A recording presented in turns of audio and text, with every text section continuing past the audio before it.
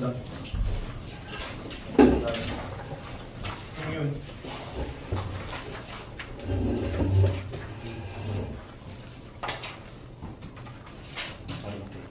오, 동행률까지 하고요. 동행률이, 갱자, 동행률이, 운송. 사행률이 굉장히 추락해서 배웁니다. 사행률이 볼륨이 엄청 큰데 생각보다 웬만한 주요 철학들은 다 쓰다보고 가장 중요한 애들만 근대 철학만 딱 보는 거야. 근대 철학 중에 제일 볼륨 큰 애들. 크게 두 가지 저번 시간에 요약 정리를 해줬다. 음으론 공리주의 독일이 세계 배울 거거든요. 음으로는 아키라스랑 카트라는 사람이 나와요. 그래, 공리주의는 분담, 밀 이런 애들 나오고, 그다음에 독일에서는 아리스토텔레스 중심으로 배울 거예요. 아키라스 자연권 사상을 봅시다. 아키나스가 이것도 내용이 조금 더 많은데 아키나스가 중세 신학자거든요. 그래서 신학과 관련된 내용은 생략하고 음으론과 관련해서만 이 내용이 나온 거야.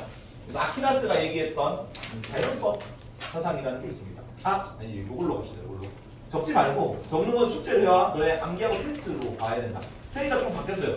그래서 이렇게 적고 여기 본문을 따라가고 적는 거는 숙제로 배우세요.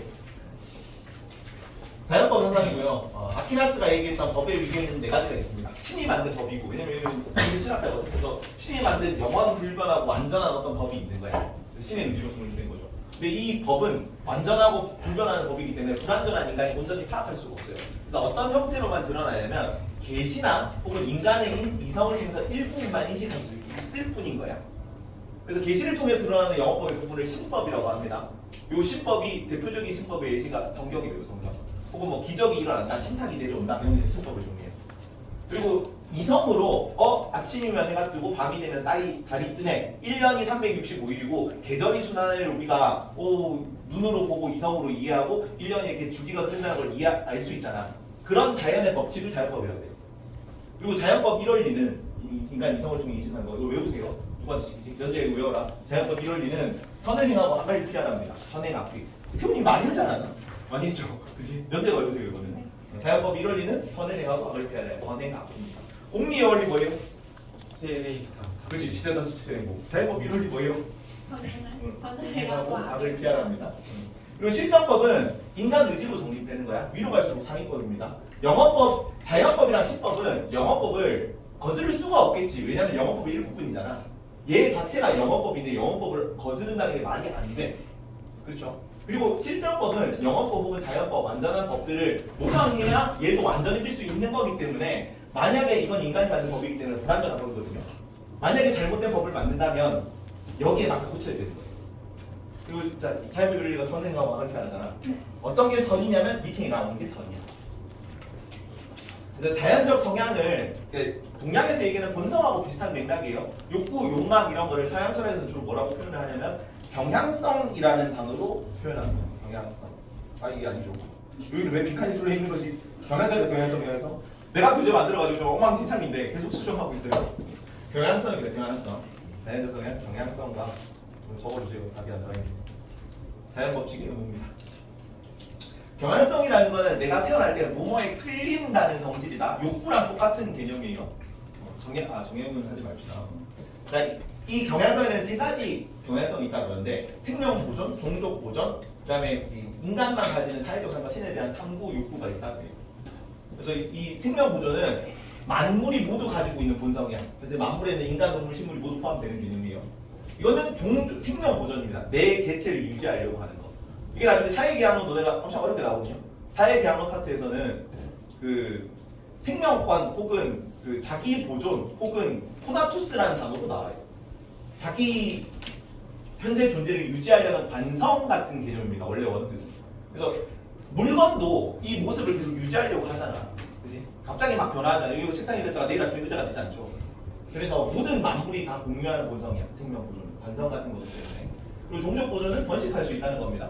근데 여기는 새끼를 키우고 가정을 만들고 막 이런 거거든. 근데 식물은 동물처럼 새끼에게 젖을 물리고 가족을 만들고 이런 개념은 아니라고 번식을 하지만. 그래서 종족 보존 욕구는 동물까지만 본다고 봤어요. 아키나스는. 그리고 3의 성향은 인간만 가지고 있는 거라서 교육, 학문, 종교 생활하는 겁니다. 근데 여기 중세 시대의 대학의 시초가 중세 그 신학교에서 출발했거든요. 그래서 공부를 한다는 거는 신학 공부를 한다는 거야.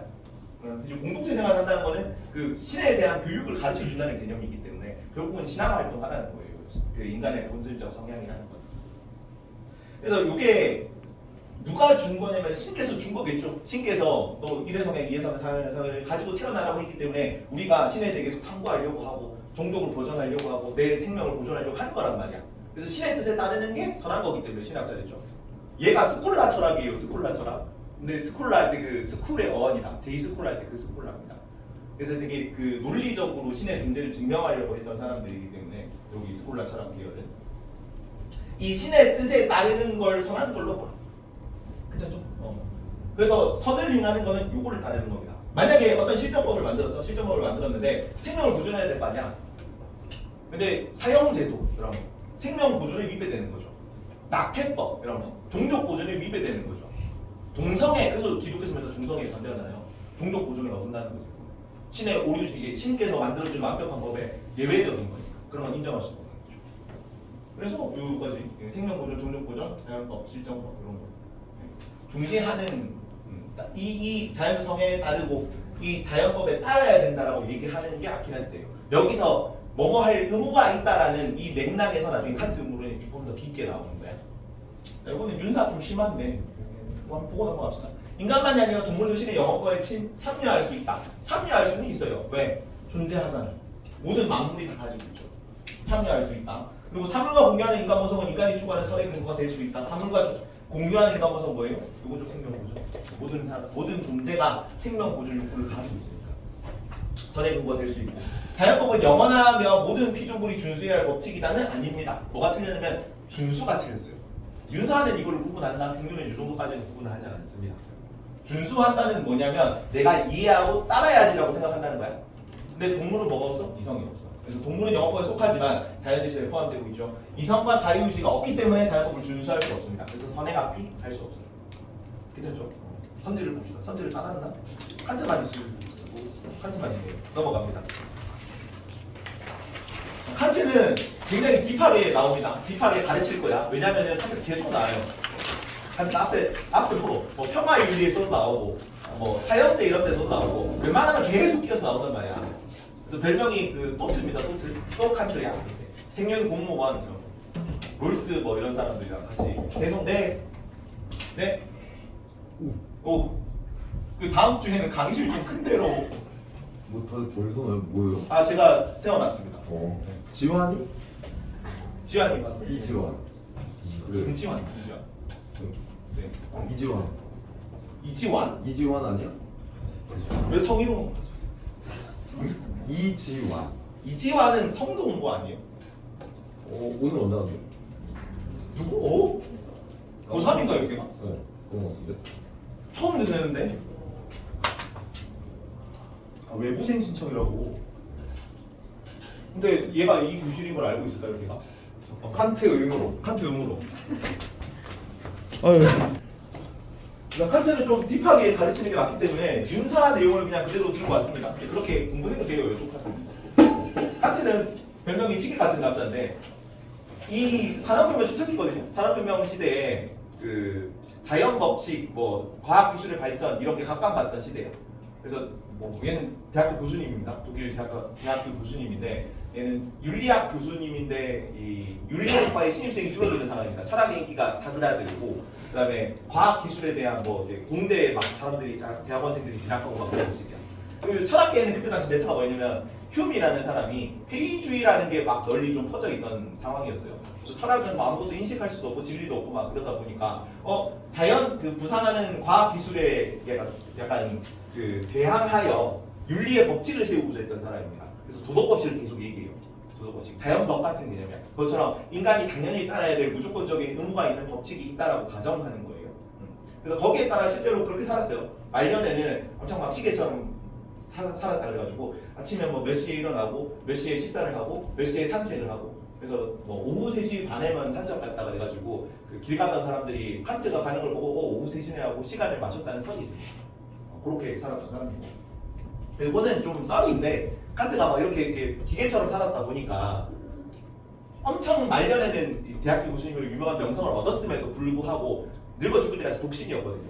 근데 저 유명한 그 철학자가 왜 결혼을 못했을까 해가지고 이런 썰을 만든 거야. 실제로는 좀 오랫동안 시가감사로 살아가지고 경제적으로 좀 결혼할 여력이 없어가지고 결혼을 못했었대요. 말년에 좀 안정되고 나서는 너무 늦어버리고 결혼하기가. 그래서 썰은 이런 겁니다. 나에게 결혼하자고 하려고 내가 청원에 대답하러 갔을 때 이미 다른 남자가 옆에 있어서 결혼해도 되는 이유를 354간이나 살았는데 하면 안 되는 이유가 4개나 많았는데 대답하는데 얼마나 걸렸는데 7년.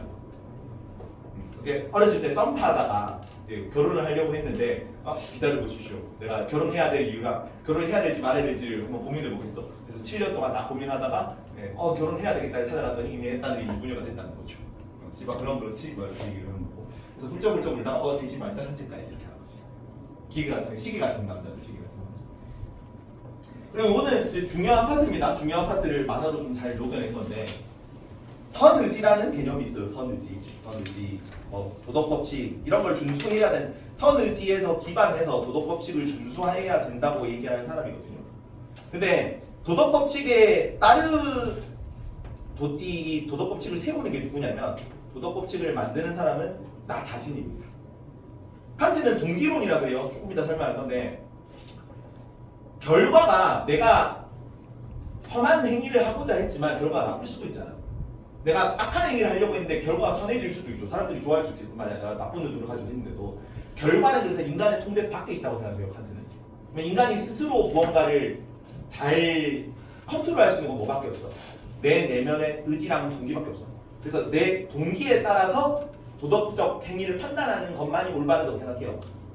근데 그 동기는 누구만 알아요? 다른 사람들은 모르지. 내가 너네를 목적으로 생각하고 있는지 너네를 돈벌이 수단으로 생각하고 있는지 누구만 알아.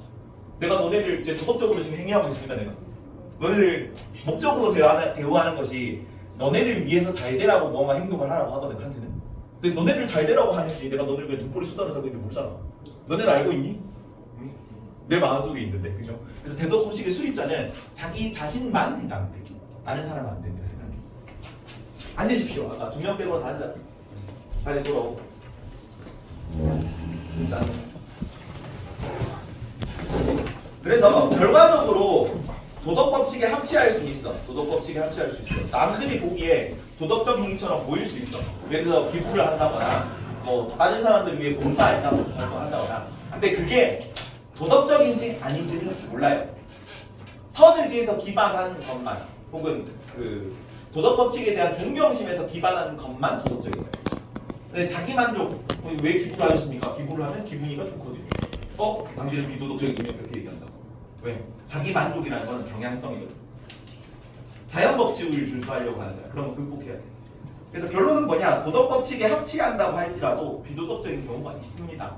경향성에서 그 행동이 비롯한 경우에는 결과적으로 도덕적인 것처럼 보이지만 도덕적인 게 아니에요. 그걸 구분하는 거죠. 이렇게 얘기를 하는데 안녕하세요 수험생씨 아마 착해겠죠. 그리신 좀 블로그 운영하시는 좀 유명한 언니한테 철학 공부하다가 이제 심취하셔가지고 그랬어요. 수험생씨 의무에 맞는 행위를 하셔서 인터뷰도 안 하고 자 위험에 빠진 서울대 초년을 구하셨다고요? 별일도 아닌데요. 겸손한 거 봐. 그분을 구하는 행위가 어떤 마음에서 비롯되는지 여쭤봐도 될까요? 그래야 도덕적인 거니까 도덕적인 마음에서 비롯되고 그거야 당연히 이성적 인간이면 응당 가져야 할 역시 그거죠. 선의지 얘기하는데 부와 권력에 대한 욕망입니다. 경향성이에요 이거는. 자연적 욕구라고 자연적 욕구. 경향성은 다른 애들은 서양 철학에서 그러니까 모든 철학자들 중에서 욕구 욕망을 완전히 부정하는 사람은 좀 극히 드물어. 자연적인 거잖아. 육에서도 욕구는 절제 대상이었죠. 근데 여기는 경향성을 극복 대상으로 봅니다. 도덕법칙을 따르려는 선의지를 방해하는 존재로 본다. 그래서 선의지하는데 부와 권력에 대한 욕망 이거는 경향성이거든요. 그래서 이로써 총장은 저에게 목숨을 빚진 상황 서울대학교에 임명 구조조형으로 입학 후 전액 상급을 요구한다. 마지막 학교 경계에 들어가니까 이 새끼 정신 나간 새끼 얘기하는 거지. 넘어갈게요. 그렇게 되지 마세요. 의무에 맞는 행위가 사람을 구한 거잖아. 도덕적인 행위로 보이죠. 하지만 도덕적으로 정당한 것은 아닌 거죠. 왜? 동기가 불순하니까. 그리고 인간성 정식이라고 합니다. 분명 내 인간성 정신을 잘 표현해 주시겠지. 수단으로 대하면 죽여버릴 거야. 칸트. 자 아까 내가 얘기했죠. 인간을 목적으로 대우하라고 하거든. 근데 수단으로 대우해도 되는 경우가 존재할 수 있습니다. 어느 경우에 동시에 목적으로 대우하는 경우.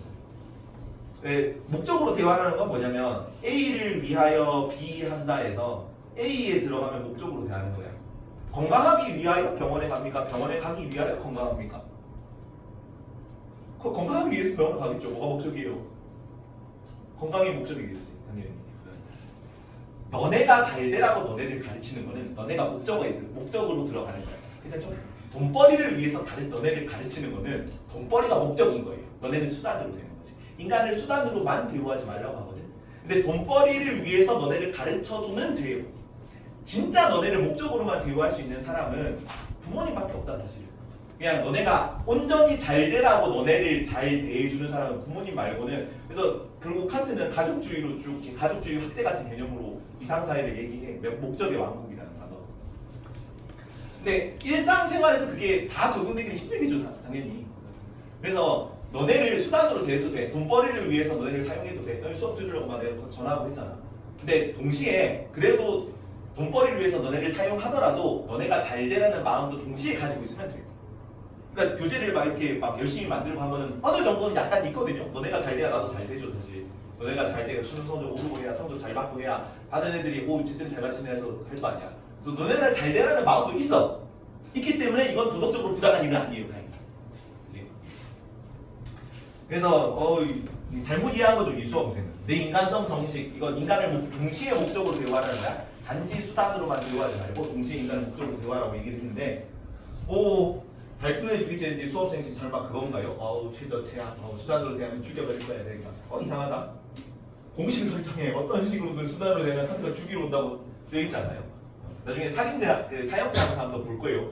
얘는 응당한 보복을 돌려주는 게 정당하다고 보기 때문에 살인자는 무조건 죽여야 된다고 보거든요. 그게 정당하고 도덕적인 일이라고 보거든요.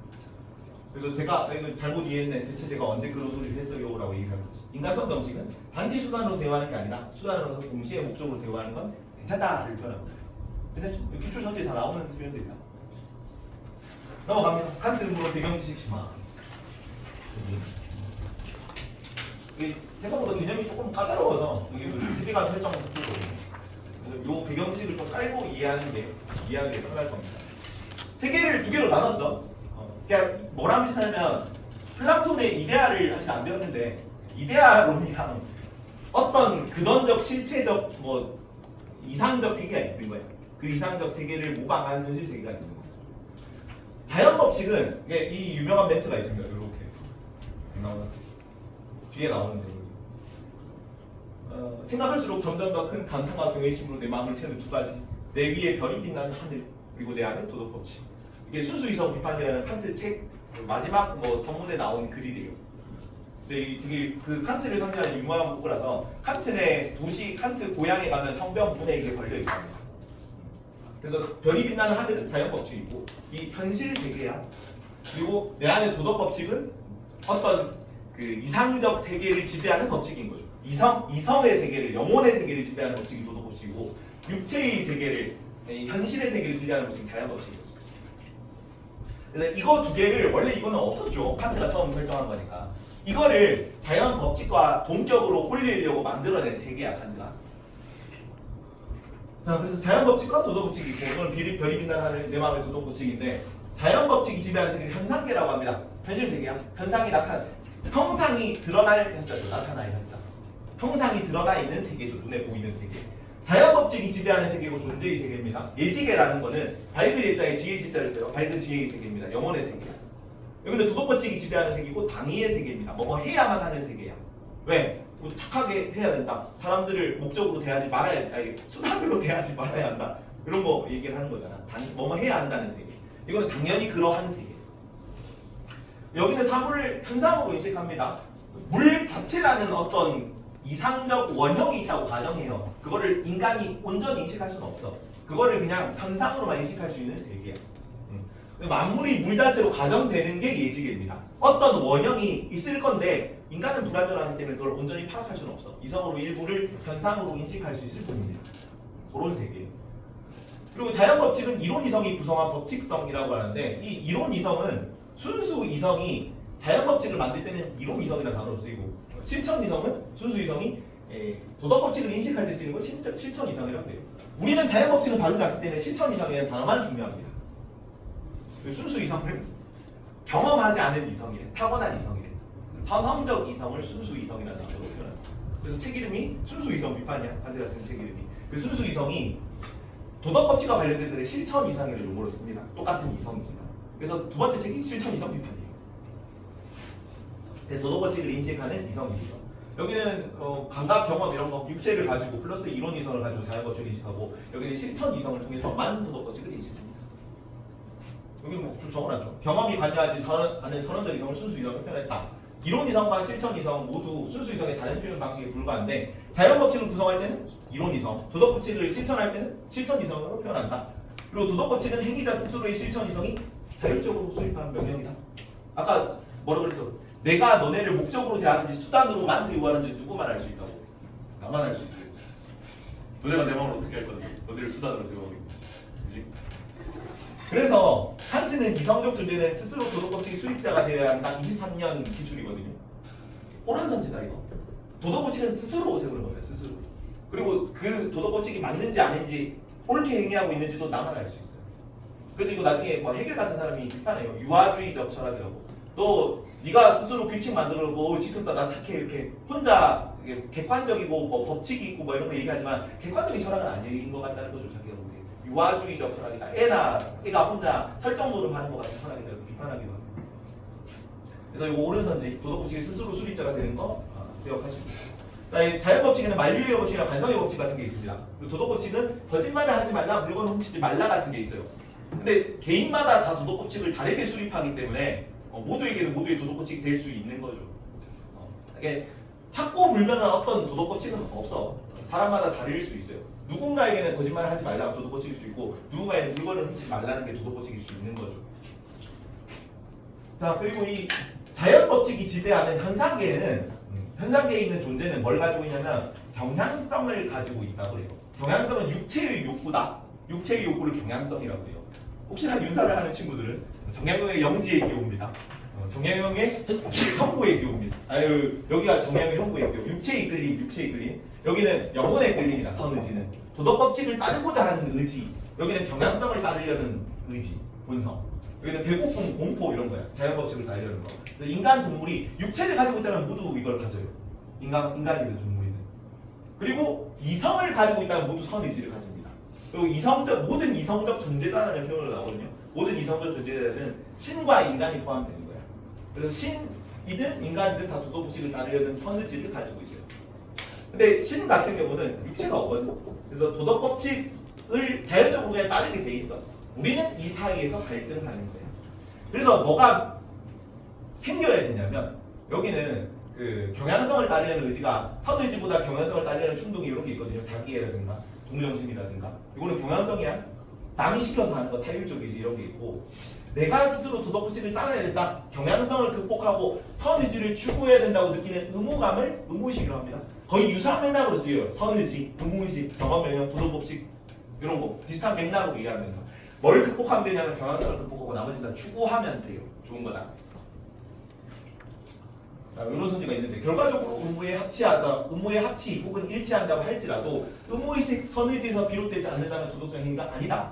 제가 얘기했죠. 그거.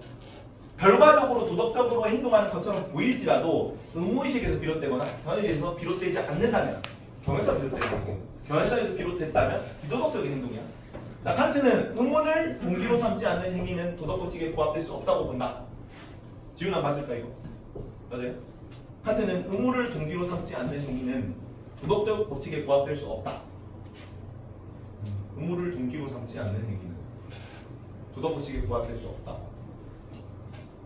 부합될 수 없는 거죠. 의무를 동기로 삼지 않는 행위는 경향성에서 비롯된 거잖아. 경향성에서 비롯된 거는 무조건 도덕 법칙에 부합될 수 없는 거지. 그렇죠? 의무를 동기로 삼지 않는 행위. 그러니까 아니구나. X. 경향성에서 비롯되었다고 할지라도 도덕 법칙에 부합되는 것처럼 보일 수는 있는 거지. X다 이거 X다. 틀린 선지다. 잘 꼬아놓은 선지예요. 의무를 동기로 삼지 않은 행위일지라도 결과적으로 도덕 법칙에 부합되지 않는 것처럼 보일 수 있다고. 이해가니? 다시.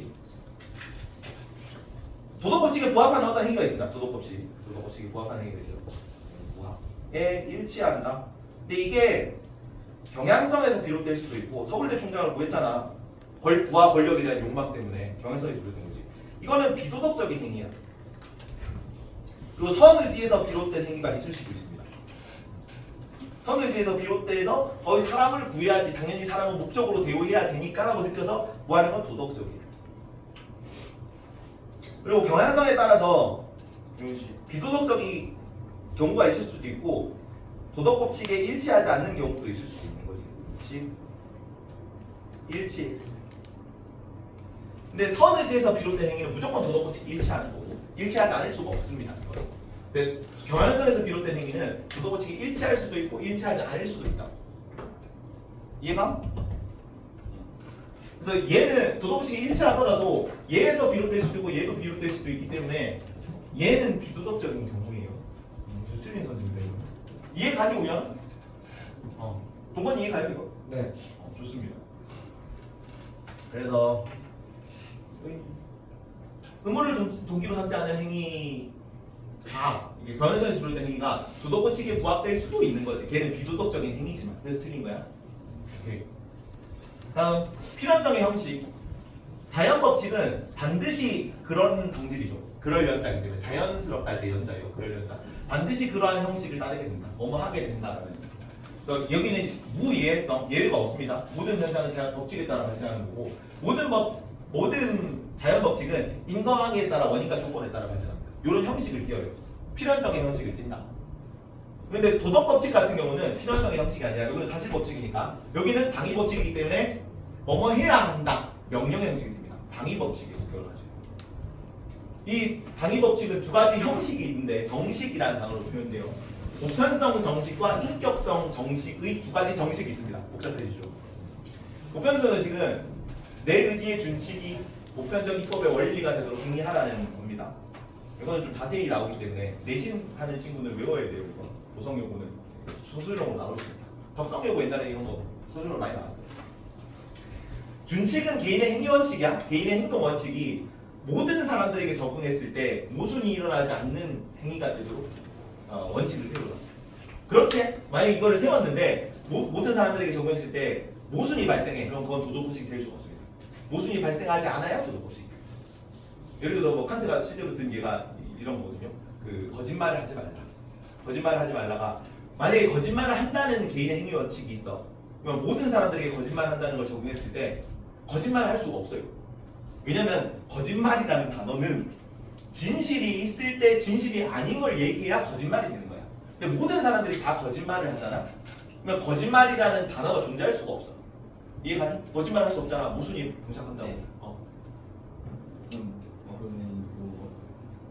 하늘에 태양이 떠 있다라는 것 모두 하늘에 태양이 떠 있지 않다고 얘기하면 그거는 거짓말이 모두가 거짓말하면 거짓말이라는 게 아니게 돼서 그걸 거짓말이라고 정의할 수가 없는 거예요. 칸트는 그렇게 설명을 해요. 1 더하기 1은 2인데 모든 사람이 1 더하기 2는 3이라고 말하면 그건 이제 거짓말이 아니겠는 거다? 모두가 거짓말을 하고 있는 거지. 모두가 거짓말을 하는 상태는 거짓말이 의미가 없는 상태가 된다는 개념이야. 그래서 얘가 모든 사람들이 내가 이걸 모두가 보편했을 때 이게 현실적으로 작동할 수 없다라는 개념이거든. 이런 것도 있어요. 물건을 훔치지 말라가 도덕법칙이잖아. 모든 사람들이 물건을 훔쳐. 모든 사람들이 물건을 훔친다면 물건을 훔칠 수가 없어. 왜? 물건을 모든 사람들이 훔치게 되면 사유재산이라는 게 존재할 수 없거든.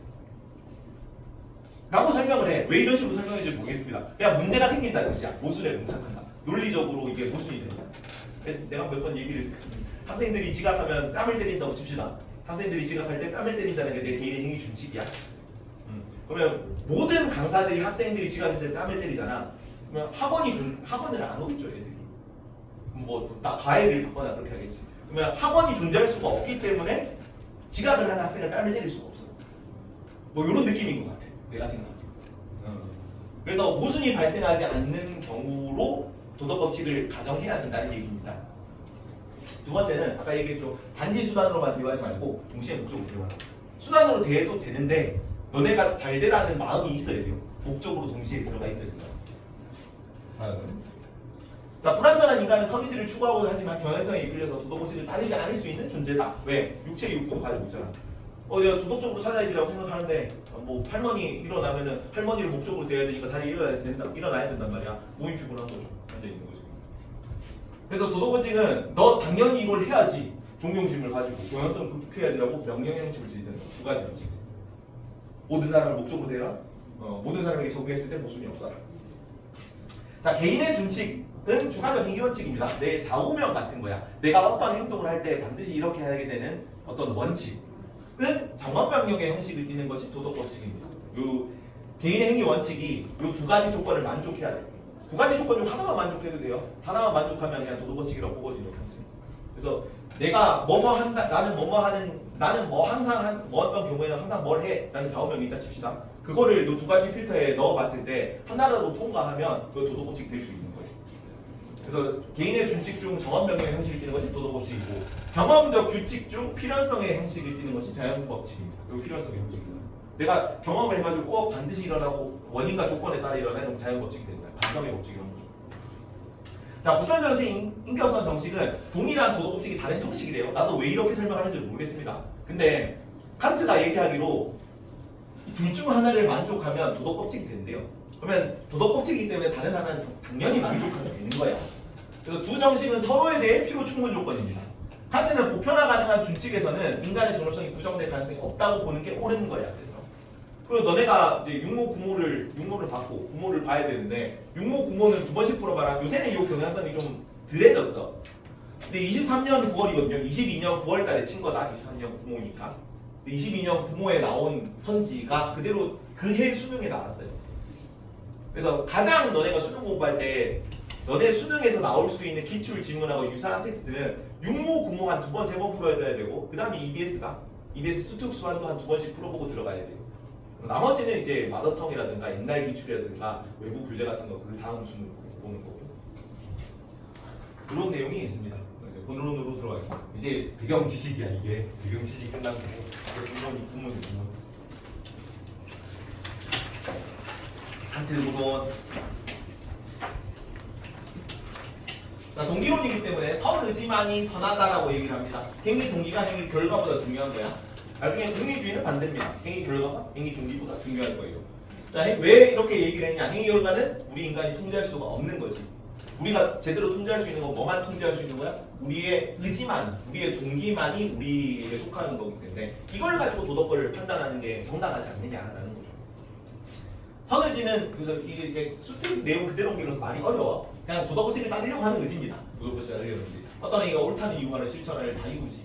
그리고 참고로 칸트는 영혼은 자유로운 존재로 봐요. 자유의지라는 건 굉장히 긍정적인 거야. 왜냐하면 도덕법칙을 수립하는 게 스스로의 의지로 도덕법칙을 수립하는 거기 때문에 자율이라든가 자유라든가 이성이라든가 이런 건 굉장히 긍정적인 단어로 봐요. 뒤에 선지에 나올 거다. 그래서 의무의식에서 비롯되지 않는 행위는 의무에 부합하도록 도덕적이지 않다. 또 설명했죠. 의무의식은 경향성을 극복하려는 의지입니다. 선의지랑 경향성은 인간이 타고나는데 육체의 이끌림과 영혼의 끌림이죠. 그 사이에서 도덕법칙을 따라야지 하는 의무감, 이걸 의무의식이라고 했죠. 개인의 만족감이나 동정심의 기부는 도덕적이지 않다. 도덕법칙에 대한 존경심 때문에 기부해야 도덕적인 거예요. 자, 경향성은 동물도 가지지만 선의지는 인간과 신만 가지고 있어. 이게 동물은 안 가지고 있는 거죠, 선의지는.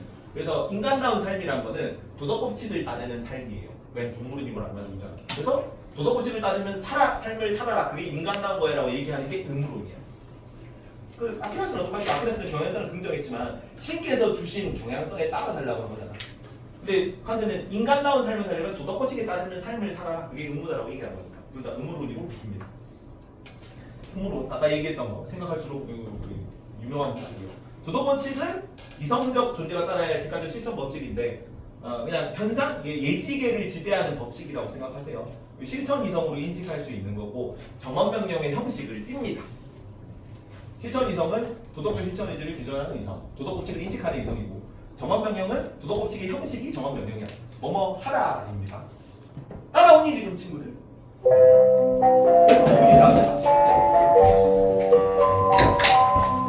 이게 잘 앉아서 들어. 숙제 시간?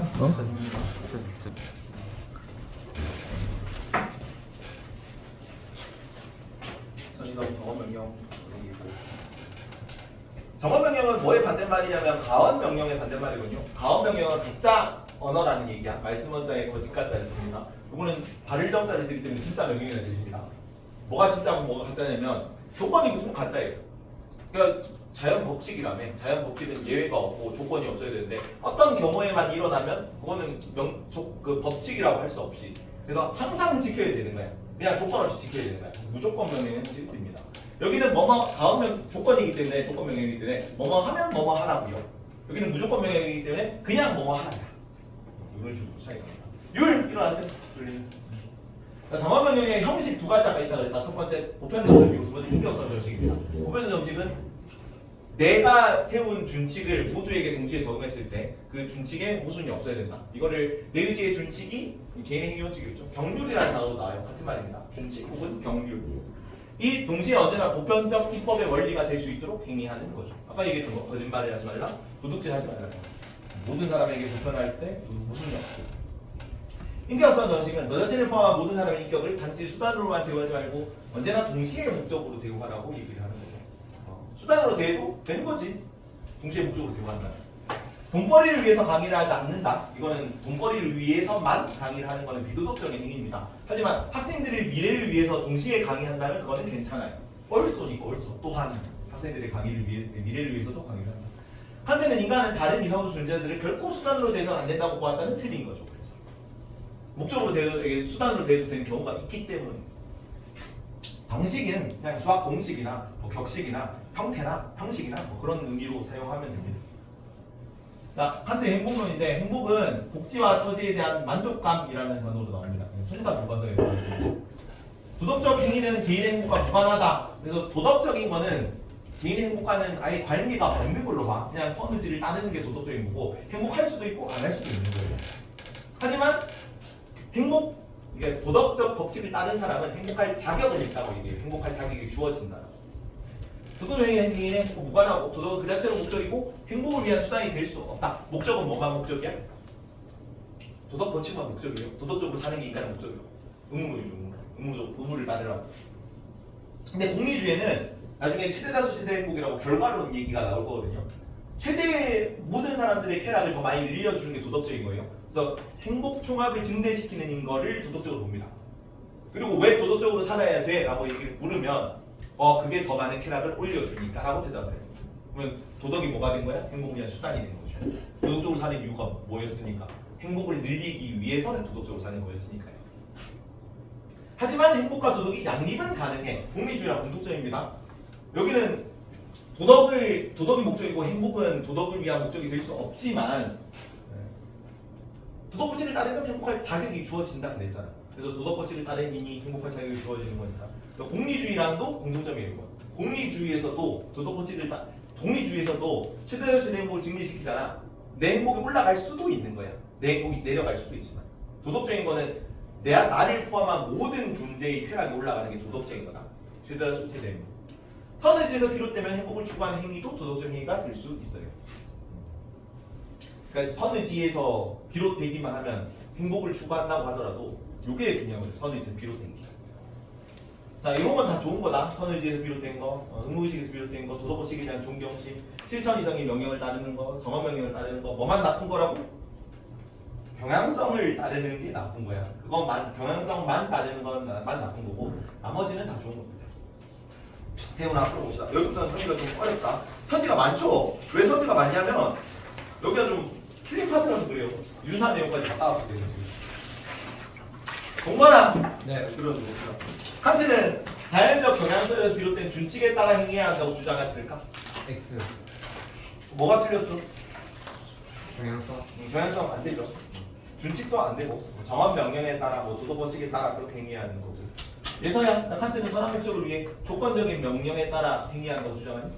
아니지. 조건적이 아니라 무조건 명령이었죠. 현재 칸트는 개인의 준칙은 보편적 도덕 법칙이 될 수 없다고 봅니까? 아니요. 뭘 만족해야 돼? 개인의 준칙이. 다 할 수 있어요. 두 가지 정언명령 정식을 만족하면 되죠. 네. 둘 중 하나를 만족하면은 도덕 법칙이 될 수 있는 거죠. 개인의 준칙. 개인의 정언명 같은 거 있잖아요. 행동 원칙. 태훈아, 자, 칸트는 의무의식에서 비롯되지 않은 행위도 도덕적 행위일 수 있다고 봅니까? 의무의식에서 비롯되지 않은 행위도 아 이건 안 돼요. 의무의식에서 비롯되어야만 도덕적 행위입니다. 반드시. 그러니까 이거밖에 없어. 경우는 의무의식에서 비롯되고 도덕법칙에서 비롯되고 그거밖에 없고 선의지를 따른다, 도덕법칙을 따른다, 뭐 의무의식에서 비롯된다 같은 말이에요. 요거밖에 없고 결과적으로 도덕법칙에 합치하는 것처럼 보인다, 일치하는 것처럼 보인다는 게 있어요. 이거는 경향성에서 올 수도 있고 선의지에서 올 수도 있는 거지. 그래서 요거는 의무의식에서 비롯되지 않는 행위는 무조건 비도덕적인 거야. 도덕적 행위일 수 없습니다. X. 지훈이, 자 칸트는 의무에 부합하는 모든 행위는 의무의식에서 비롯된 행위라고 봅니까? 아니죠. 율, 칸트는 의무를 동기로 삼지 않는 행위는 도덕법칙에 부합할 수 없다고 봅니까? 네. 아니 이거 방금 전에 했잖아. 의무를 동기로 삼지 않는 행위도 도덕칙에 부합한다, 일치한다는 가능했죠. 경향성에서 비롯된 행위도 결과적으로 도덕법칙에 부합하는 것처럼 보일 수는 있다고. 하지만 그건 도덕적 행위는 아니라고 했지. 지환이, 칸트는 행위가 도덕법칙에 들어맞으려면 그 행위는 도덕적이어야만 한다고 합니까? 예. 아니지. 이것도 도덕법칙에 들어맞는다, 부합한다, 일치한다 이런 거는 도덕적이지 않은 행위라도 경향성에서 비롯되더라도 그 행위가 도덕법칙에 들어맞을 수는 있잖아. 그러니까 다 같은 말이에요. 같은 말인데 선지를 막 이렇게 꼬아내면 좀 어려워요. 실제로 애들이 많이 틀린다. 같은 말인 거 알겠니? 예서 괜찮니? 도덕법칙에 들어맞으려면 행위가 도덕적이어야도 되고 안 도덕적이어도 되는데 그건 하여튼 경향성에서 비롯된 건 도덕법칙에 들어맞더라도 비도덕적인 행위라. X입니다. 그래서 우연아, 칸트는 행복을 위한 행위는 모두 도덕적 가치가 없다고 보니? 행복을 위한 행위는 도덕적 가치가 있을 수도 있지. 도덕법칙을 따르면 동시에 행복을 추구할 수 있잖아. 그지? 모두 아닌 하는 건 아니고요. 그 다음에 지우, 칸트는 행위자의 성품을 기준으로 행위의 도덕성을 판단한다. 이런 거 얘기 안 해요. 조금 이따 더 윤리에서 이런 거 얘기할 겁니다. X고. 다음 여기부터 조금 내용이 더 어려워질 수 있습니다. 민서 아시마게 민서, 자, 칸트는 자연적 경향성을 극복하여 자유의지에 따라 행동할 것을 강조합니다. 좋아요. 이거 자유의지가 긍정적이다. 왜 자유의지가 긍정적이냐면 도덕법칙을 누가 세워요? 내가 자유의지를 가지고 세워요. 도덕법칙을 세울 수 있는 의지지. 그래서 선의지, 자유의지, 뭐 이성도 되게 좋게 봐. 실천 이성. 지환아, 자, 칸트는 이성적 존재는 스스로 도덕법칙의 수립자가 되어야 한다고 주장합니까? 네. 아까 얘기했던 건 하나 더 하십시오. 칸트는 도덕적 판단이나 행위의 원천은 이성이어야 한다고 보니? 맞아요. 이거는 실천 이성이다. 그냥 우리가 아는 이성이 순수 이성이 그 도덕법칙과 관련된 실천 이성, 그다음에 뭐 아까 자연법칙을 구성할 때는 이론 이성 이렇게 얘기했잖아. 그냥 이성이야. 이성인데 어떤 경우에만 때에 따라서 부르는 명칭이 다른 거예요. 도덕법칙은 실천 이성 가지고 수립하니까 이성을 가지고 수립하는 거죠. 도덕적 판단 행위의 원천은 그래서 이성이지. 서양 철학은 일반적으로 그래서 인간의 본성을 이성으로 봐요. 대체로 오른손쪽이에요. 태훈이, 자, 칸트는 의무로부터의 행위는 욕구 능력의 모든 대상들과는 무관하게 행위를 이루게 된 의욕의 원리. 말을 엄청 어렵게 해놓은 거야. 다른데 우리가 배운 겁니다. 해석해보자. 의무로부터의 행위는 욕구 능력의 모든 대상들과는 무관하게 행위를 일어나게 한 의욕의 원리에 의존한다. 뭔 말일까요? 이게? 말이 좀 어려운데 의무로부터의 행위가 욕구 능력의 모든 대상과 무관하게 행위를 일어나게 한 의욕의 원리가 뭘까?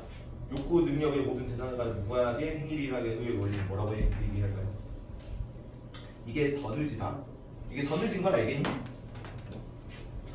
경향성의 욕구 능력을 경향성이라고 부르는 거죠. 경향성이 다른 모든 욕구 능력의 다른 대상과 무관하게 어떤 욕구가 일어나.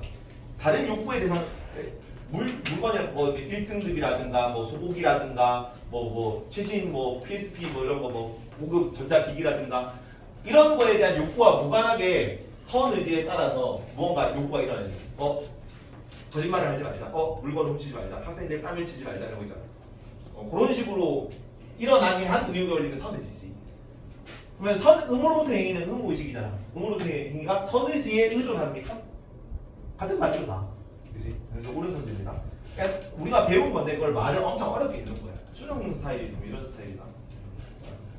가윤이, 자, 칸트는 인간의 다른 이성적 존재들을 결코 수단으로 대해서는 안 된다고 봅니까?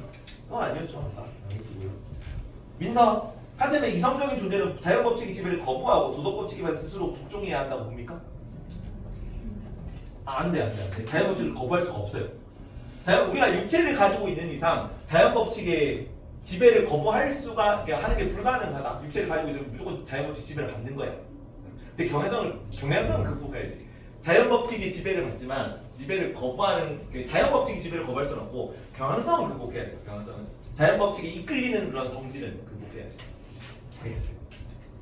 그래서 칸트는 선의질 지우나 그거다 덕성. 칸트는 선의질을 지닌 모든 존재에게 도덕법칙이 의무로서 부과됐다고 봅니까? 아니야. 이거 왜 틀리냐면 선의질을 가진 모든 존재가 신도 포함되거든요. 근데 신은 육체가 없기 때문에 의무를 부과할 필요가 없어. 의무는 인간에 의해 부과되어야 되는 이유가 인간만 경향성과 선의질을 동시에 가지고 있잖아. 그래서 그 사이에서 막 갈등을 하는 거죠. 부탁당 넣어놨습니다. 기출보고. 다음 나모 칸트는 보편화 가능한 규칙에서는 인간의 존엄성이 부정될 가능성이 없다고 보니? 맞아요. 이거는 같은 말이었죠. 하나만 만족하면 필요 충분 조건이기 때문에 다른 하나도 반드시 만족합니다. 이 정도 하면 칸트에서 나올 수 있는 선지를 다 본 거야. 왜냐면 윤사과까지 가져왔기 때문에. 인간들의 국민들.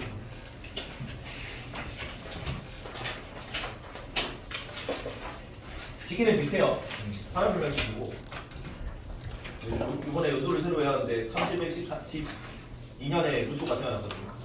그래서 일찍 일어나서 12시간 일하는 거죠. 1724년에 칸트가 태어났거든요. 일찍 일어나서 24시간 일하는 거죠. 1748년에 벤담이 태어났습니다. 일찍 일어나서 48시간 일하는 사람인 거죠. 열심히 일했기 때문에. 열심히 공부한 사람인데요. 일단 그래서 여기는 뭐 얘기했냐면은 산업혁명 시기잖아요. 산업혁명 시기이기 때문에 이 이전까지는 그냥 다 제3신분이야. 전부 다 평민들이에요. 귀족, 성직자 이런 애들이 있고 다 농부든 노동자든 수공업자든 상인이든 다 일반 평민들이었는데 산업혁명이 딱 일어났잖아. 이제 이 평민들끼리의 계급이 갈라지는 거지. 귀족, 성직자는 좀 이제 다시 쇠퇴하고.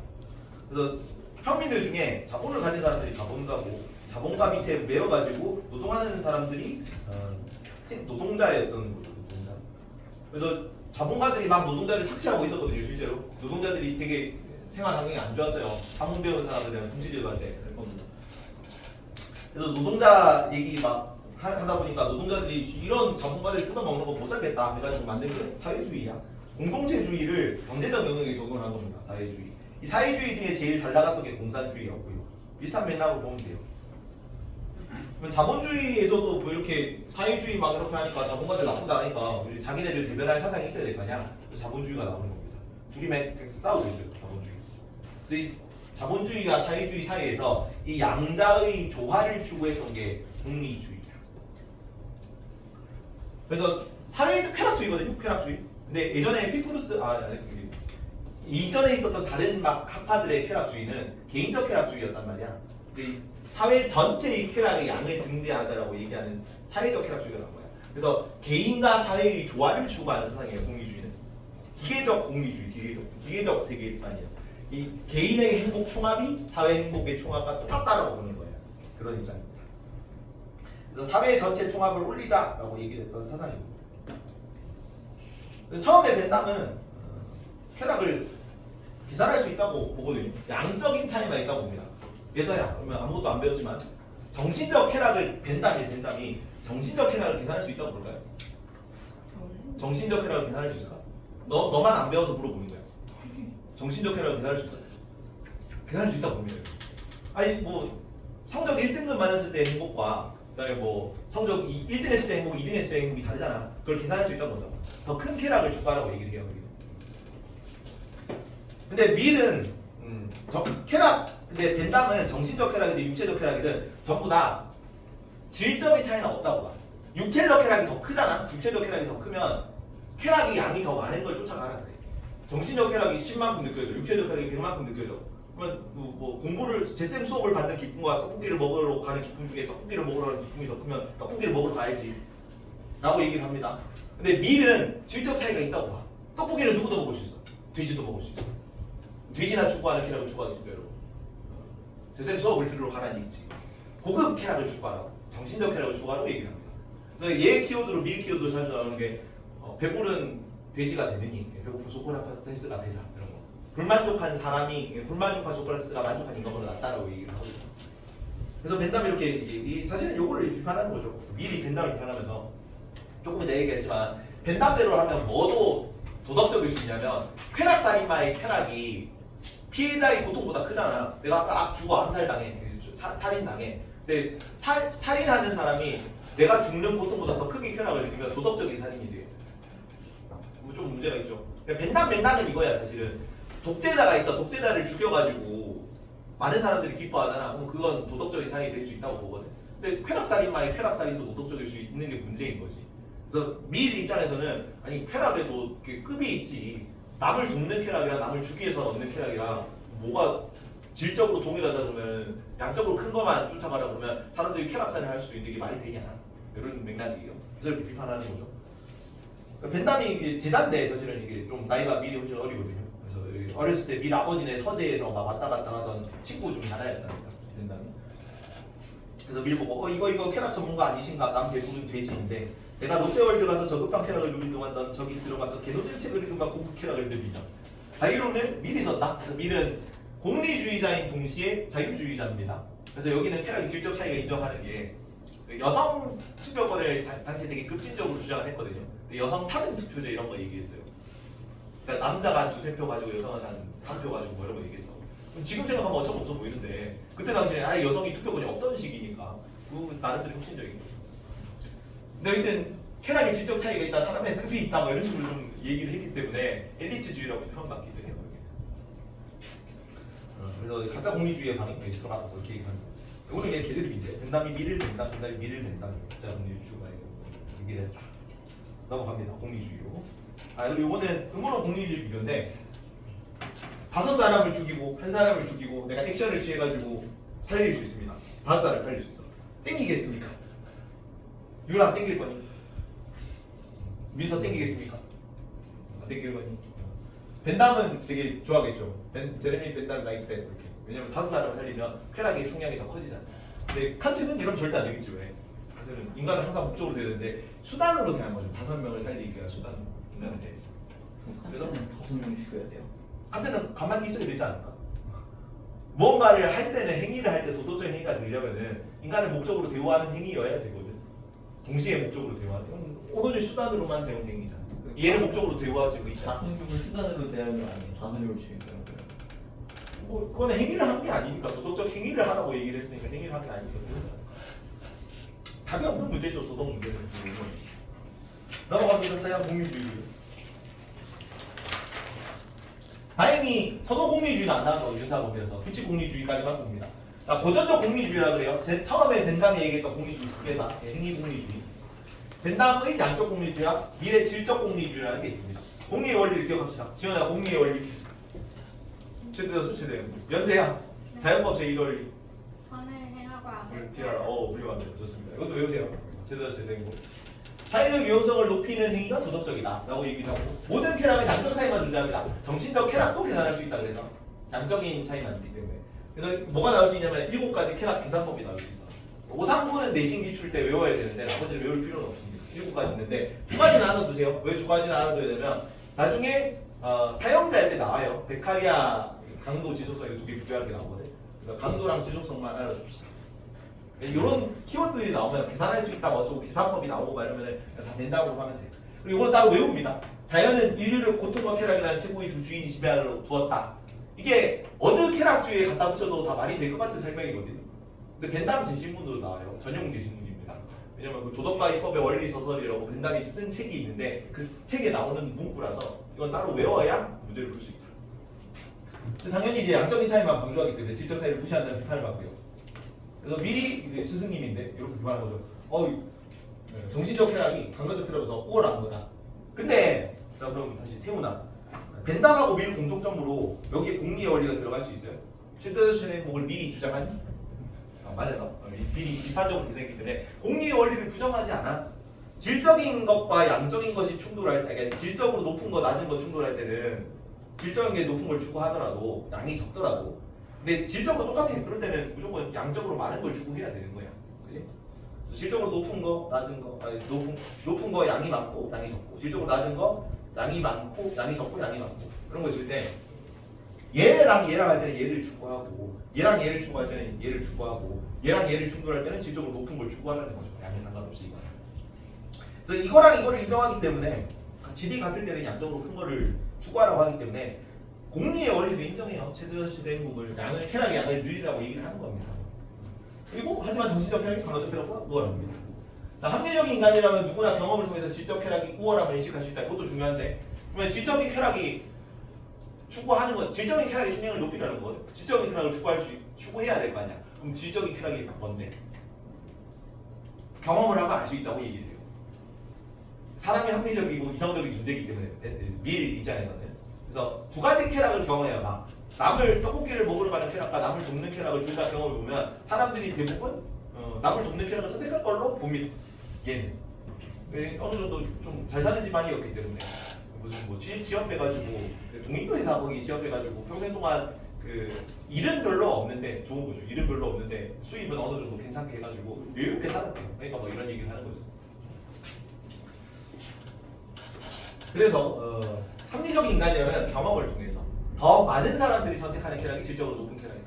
그게 정신적 쾌락일 거라고 보는 거거든요. 질적으로 높은 쾌락이고 양이 많은 쾌락은 아닙니다. 질적으로 높은 쾌락이 항상 쾌락의 양이 많다라는 게 오답선지로 나와요. 양이랑은 상관없는 얘기겠죠. 양적으로 적더라도 질적으로 높은 게 있다면 질적으로 높은 걸 추구하라고. 질적으로 높은 쾌락의 수명을 높이는 것이 목표고요. 자, 만족한 돼지보다 이게 나옵니다. 지금 불만족한 인간, 만족한 바보보다 불만족한 소크라테스가 되라고 얘기를 하고. 자, 엘리트주의로 흐른다는 비판을 받습니다. 그럼 이게 어떤 이 벤다가 미래 이건 공통점이다. 규칙 공리주의랑 비교하는 게 이거예요. 공리의 원리를 개별 행위에 적용한다라고 합니다. 공리의 원리를 개별 행위에 적용. 행위공리주의예요. 그래서 행위공리주의, 우전적 공리주의 혹은 행위공리주의. 매번 행동을 한 번 할 때마다 이게 쾌락을 올려줄까 내려줄까를 계속 고민하면서 행동을 하라고. 벤담은 실제로 그렇게 살았대요. 벤담이 어떻게 죽었냐면 그 유언으로 내 모든 장기는 기증하고 머리는 지금 옥스포드 대학 박물관에 있어요. 그래서 박제돼가지고 약간 형짜리인데 인터넷 뒤져보면 나오거든. 그래서 이 사람들이 공리의 원리를 기억하고 내 얼굴을 볼 때마다 약간 박제돼가지고 조금 막 그 뭐 실핏줄 막 이런 식으로 좀 방부 처리돼 있고 조금 형자리긴 한데 그 얼굴을 볼 때마다 공리의 원리를 되새기고 모든 사람들이 공리를 올리도록 행위한다면 사회가 더 발전할 것이다 하면서 내 얼굴은 박제 처리해서 박물관에 기증하라고 그랬어요. 그렇게 살다 간 사람이야.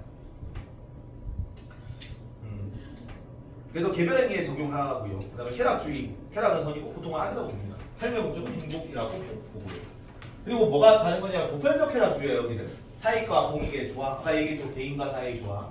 사회 전체 이익은 개인 이익의 단순 종합에 불과하다.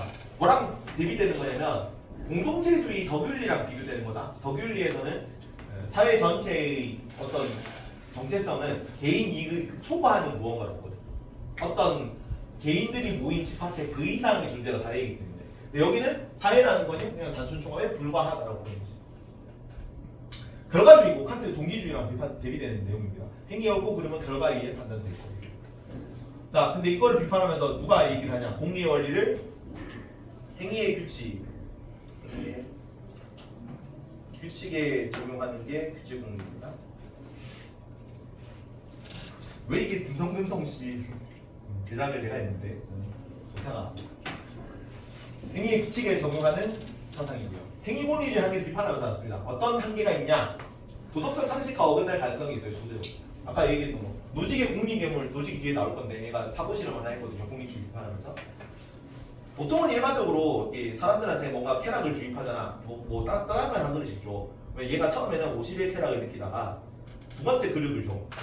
유전차가 있거든요. 몸에 하셔가지고 유전차를 사왔는데 한 모금 딱 마셔보면 목이 좀 칼칼했는데 좀 괜찮네. 두 모금 마셔. 조금 덜하지만 그래도 좀 괜찮네. 세 모금 마셔. 이제 그만 마셔도 될 것 같아. 네 모금 마셔. 이제 그만 마셨으면 좋겠는데 다 된다고. 그지? 이게 일반 한계의 효용 체감 회복제로 굉장하게 나와. 이게 계속 쾌락을 똑같은 걸 주입하면은 거기서 느끼는 개별 쾌락이 줄어든단 말이야. 근데 노직이 가정한 공리 괴물이라는 가상의 존재는 계속 쾌락을 때려박더라도 쾌락이 효용이 줄지 않아. 계속 50씩 계속 늘어난다고. 그럼 어떤 게 도덕적인 거냐면 공리주의 입장에서 얘한테 한번 50을 주잖아요. 여기 다 똑같으니까. 여기는 50을 한번 준 다음에 남은 자원은 다 어디에만 줘야 돼? 공리 괴물한테만 줘야 돼. 근데 좀 이게 도덕적이라고 하는 게 우리 상식과 일치하지 않죠. 그지? 노예제 같은 건데 노예제도 만약에 착한 주인을 만난 노예가 있다고 칩시다. 그러면 그 노예제는 개별 상황에서는 도덕적인 노예제예요. 근데 노예가 만약에 노예제가 폐지돼가지고 밖에 내쫓겨가지고 저임금 노동자로 시달리면서 먹을 것도 막 못 먹고 집도 없고 막 길바닥에 자고 하는 것보다 착한 주인을 만나가지고 먹여주고 재워주고 일도 조금만 시키고 여가생활도 보장해주는 주인이라면 그 노예제는 도덕적인 노예제가 되거든요. 행위공리주의 입장에서는. 왜냐면 개별행위니까. 근데 그게 노예제가 도덕적이라는 게 우리 상식과 일치하지 않지. 이걸 비판하는 거지. 야, 그렇게 하나하나 따지면 우리 도덕적 상황에 예외가 너무 많아진다는 거야. 그리고 너무 비효율적이죠. 모든 행동을 한 번 할 때마다 쾌락이 어떻게 되는지 계산해야 되니까. 모든 공리를 일일이 대싸움을 실제로 그렇게 살았지만 모든 사람들에게 그렇게 살라고 강요하는 건 좀 힘든 일이니까요. 그래서 어떻게 하기로 했냐? 그냥 규칙을 정하기로 했습니다. 거짓말을 하지 말자. 라는 규칙을 정하고, 왜냐면 때때로 거짓말을 하는 것이 공리를 높이는 경우도 있을 수 있어. 하지만 선의의 거짓말 같은 거. 하지만 대체로는 거짓말을 하면 공리가 감소되겠죠. 일반적으로 사람들이 거짓말하는 건 나쁜 결과를 더 많이 가져오기 때문에 거짓말을 하면 안 된다는 규칙을 세워놓고 이거를 따르면 무조건 도덕적이다. 이거를 안 따르면 무조건 비도덕적인 걸로 퉁치기로 하자라고 하는 거예요. 이런 겁니다. 일단 규칙 공리주의고 마지막 공리주의 이렇게 비슷합니다. 의무론 결과론 칸트 공리주의 이제 칸트주의는 당연히 칸트고요. 그래서 칸트 얘기할 때는 좀 멋있는 말로 이름 자체가 주의가 된 남자입니다. 칸트주의가 공리 때문에. 여기는 공리주의. 공리는 이 한계 공자가 아니야 사실은. 유용성이라는 단어 뜻이에요. 공은 이게 힘쓸 공자거든요. 공업할 때 그 공자, 공업할 때 공자 무슨 공자냐? 그 힘쓸 공자예요. 유용성이라는 뜻이야. 효용이라는 뜻이야. 근데 공공의 이익으로 봐도 무방합니다. 그냥 사회적 쾌락주의 때문에 그렇게 이해해도 괜찮아요. 자, 도덕 판단 기준은 행위의 동기를 중시한다 공론, 행위의 결과를 중시한다 결과론. 만족감을 위한 기분은 윤리적 행동이 아닙니다. 왜? 동기가 불순하잖아. 불순한 동기는 비도덕적이다 얘기를 하고. 여기는 행위 자체는 가치가 없다는 것도 좀 알아두세요. 행위 자체를 가지고 판단을 하지 않아. 결과를 위한 수단으로의 의미만 가지고 있습니다. 이 행위가 어떤 도덕적인 행위라는 거는 결과가 쾌락을 많이 올려줄 때 도덕적인 행위가 되는 거고, 결과가 쾌락을 많이 감소시킬 때는 비도덕적인 행위가 되는 거예요. 그리고 둘 다 공통적으로 행위 중심 윤리이기 때문에 도덕적 동기를 따른다 도덕적인 행위다, 도덕적 결과를 낸다 도덕적 행위다라고 얘기할 수 있습니다. 그거를 도덕적 행위를 규정하는 보편적 도덕 원리가 존재한다라는 선제로 자주 나옵니다. 이거는 생리주의 인사가 엄청 많이 나와요. 칸트는 정언명령의 보편적 도덕 원리고, 공리주의는 공리의 원리가 보편적 도덕 원리야. 머리 애들이 처음에 보면 착각하냐면 공리의 원리가, 공리주의는 결과만 따지는 거잖아. 그러니까 뭔가 이런 보편적 도덕 원리 이런 거 하면 아닌 것 같거든요.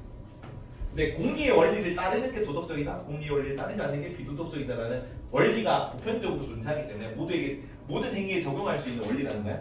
그래서 얘도 보편적 도덕 원리가 존재한다고 봐요. 뒤에 좀 있으면 배울 겁니다. 덕윤리는 행위자 중심 윤리예요. 그래서 개별 행위는 어떤 사회마다 다 달라질 수 있는 거라서 그게 도덕적이다 아닌 도덕적이다는 그 어떤 사회에서 도덕적이라고 지칭되는 사람이 하는 행동이 도덕적인 게 되는 겁니다. 행위자 중심 윤리. 보편적 도덕 원리는 존재하지 않나 봅니다. 미리 설명합시다. 우리나라에서는 소고기를 제조하는 게 굉장히 호감의 표시죠. 흑심을 거의 하는 거잖아. 흑심을 가지고 이제 소고기가 주는 거지. 그지? 소고기 원래 아니면 여튼 근데 이제 인도에 가면은 소고기를 제조하는 건 굉장히 종교적으로 모욕의 의미가 될 수 있는 거지. 그래서 어떤 행위가 도덕적인지 비도덕적인지는 그 시기마다 혹은 어떤 사회마다 환경마다 다 달라질 수 있는 걸로 봅니다. 칸트나 공리주의가 이런 걸 얘기했던 거는 그때 당시가 근대라서 그래. 아직 세계가 그렇게 넓어지지 않았잖아. 다른 문화를 보잖아. 다 미개하다고 생각했어요. 그때는 식민지 개척 시기에는.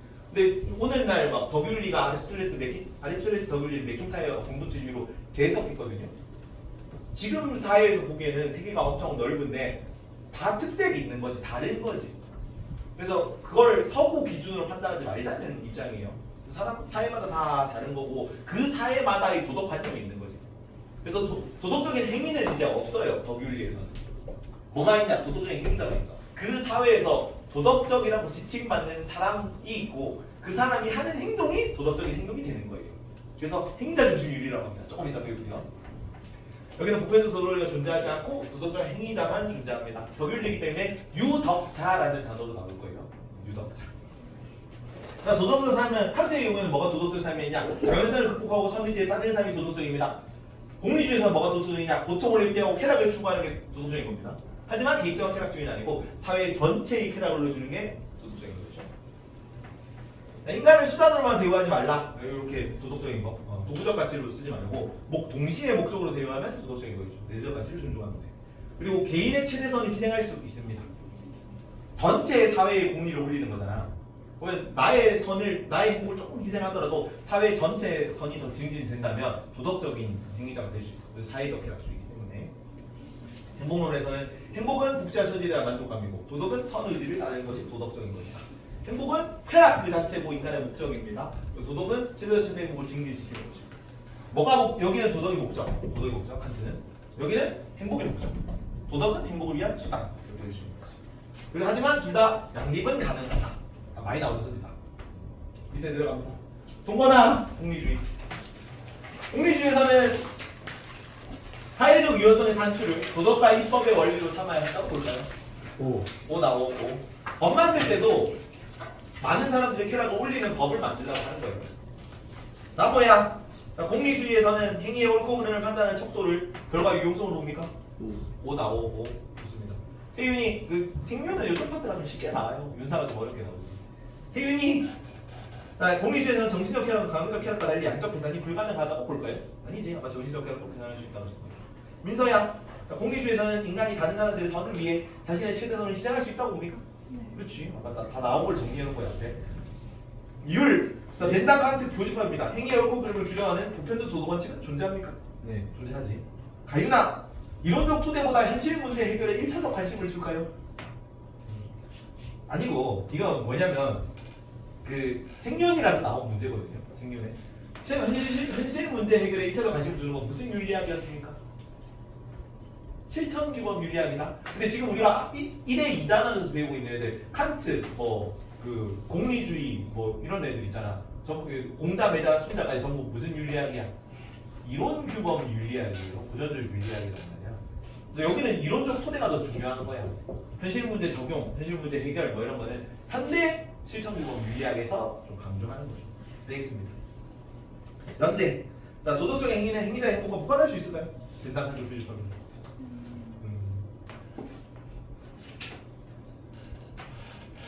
했잖아. 네. 뭔데? OX. 나오. 칸트 입장에서는 그냥 도덕원칙을 따르라는 거죠. 도덕원칙을 따랐더니 불행할 수도 있고 행복할 수도 있는 거지. 하지만 도덕원칙을 따라도 행복할 자격은 주어지는 거예요. 행복해도 괜찮은 거예요. 공리주의 입장에서는 사회 전체 쾌락이 올라가기만 하면 내 선이 개인 선이 좀 희생해도 도덕적으로 행동하는 거였으니까요. 무관할 수는 있는 거지. 도덕적인 행동. 시연아, 행복과 도덕은 양립 가능합니까? 하나 더 하십시오. 행복은 도덕적 삶을 위한 목적이 될 수 있습니까? 아니지. 누가 틀려요?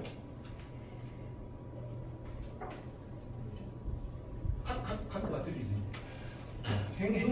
칸트가 행복이 목적이 되면 안 돼요. 칸트는 도덕적 삶이 목적이 돼야지. 그지? 칸트 때문에 틀린 거다. 벤다가 맞아. 벤다면 왜 도덕적으로 살아야 됩니까? 라고 물으면은 그게 더 많은 행복을 창출하니까 라고 얘기를 합니다. 최대 행복을 따내는 게 목적이 되었으니까. 그래서 도덕적 삶을 위한 행복이 목적이 되면 안 된다. 칸트는 했습니다. 그런 내용이 나옵니다. 마지막 덕윤리. 시간 나왔네요. 아리스토텔레스는 너무 짧게 봅니다. 윤사보다 좀 되게 내용 많이 잘라먹고 나온 거다. 플라톤이 뒤에 직업만 할 때 나오기 때문에 짧게 얘기를 하겠습니다. 스승님이 소크라테스인데 소크라테스가 아테네 민주주의 거수투표 해가지고 500인 평의에서 280대 220명 죽었어요. 근데 소크라테스가 되게 그 당시에 이름난 유명 1타 강사들 다 도장 깨게 하면서 다닌 어그로 분이었거든. 지가 뭔가를 주장하진 않아. 그냥 다 도장 깨고 다니면서 당신이 그렇게 얘기한다면서요. 그게 정말 맞나요? A는 뭔가요? 그러면 A가 B라고 하면 B는 뭔가요? B는 뭔가요? 하면 B는 C인데 C는 뭔가요? 하면 그러면 C가 뭔지 모르고 하면 그럼 당신은 A를 모르는군요. 뭐 이러고 되게 돌아다니는 사람. 그러니까 되게 어그로 많이 끌고 젊은이들이 당시 막 그 좀 유명한 사람들 깨고 다니니까 되게 인기가 많았단 말이야. 플라톤도 그 중에 한 명이었어요. 되게 내가 사랑하는 스승님. 플라톤이 이런 얘기를 남긴 적이 있거든요. 내가 아테네에 태어난 것에 감사하고 이 시대 아테네에 태어난 것에 감사하고 아테네가 그때 당시 제일 잘 나가는 도시였다는 얘기지. 아테네에서 남자로 태어난 것에 감사하고 여성들은 별로 권한이 없었다는 얘기지. 내가 그리스인으로 태어난 것에 감사하고 그리스가 제일 잘 나갔던 사람들이라는 거죠.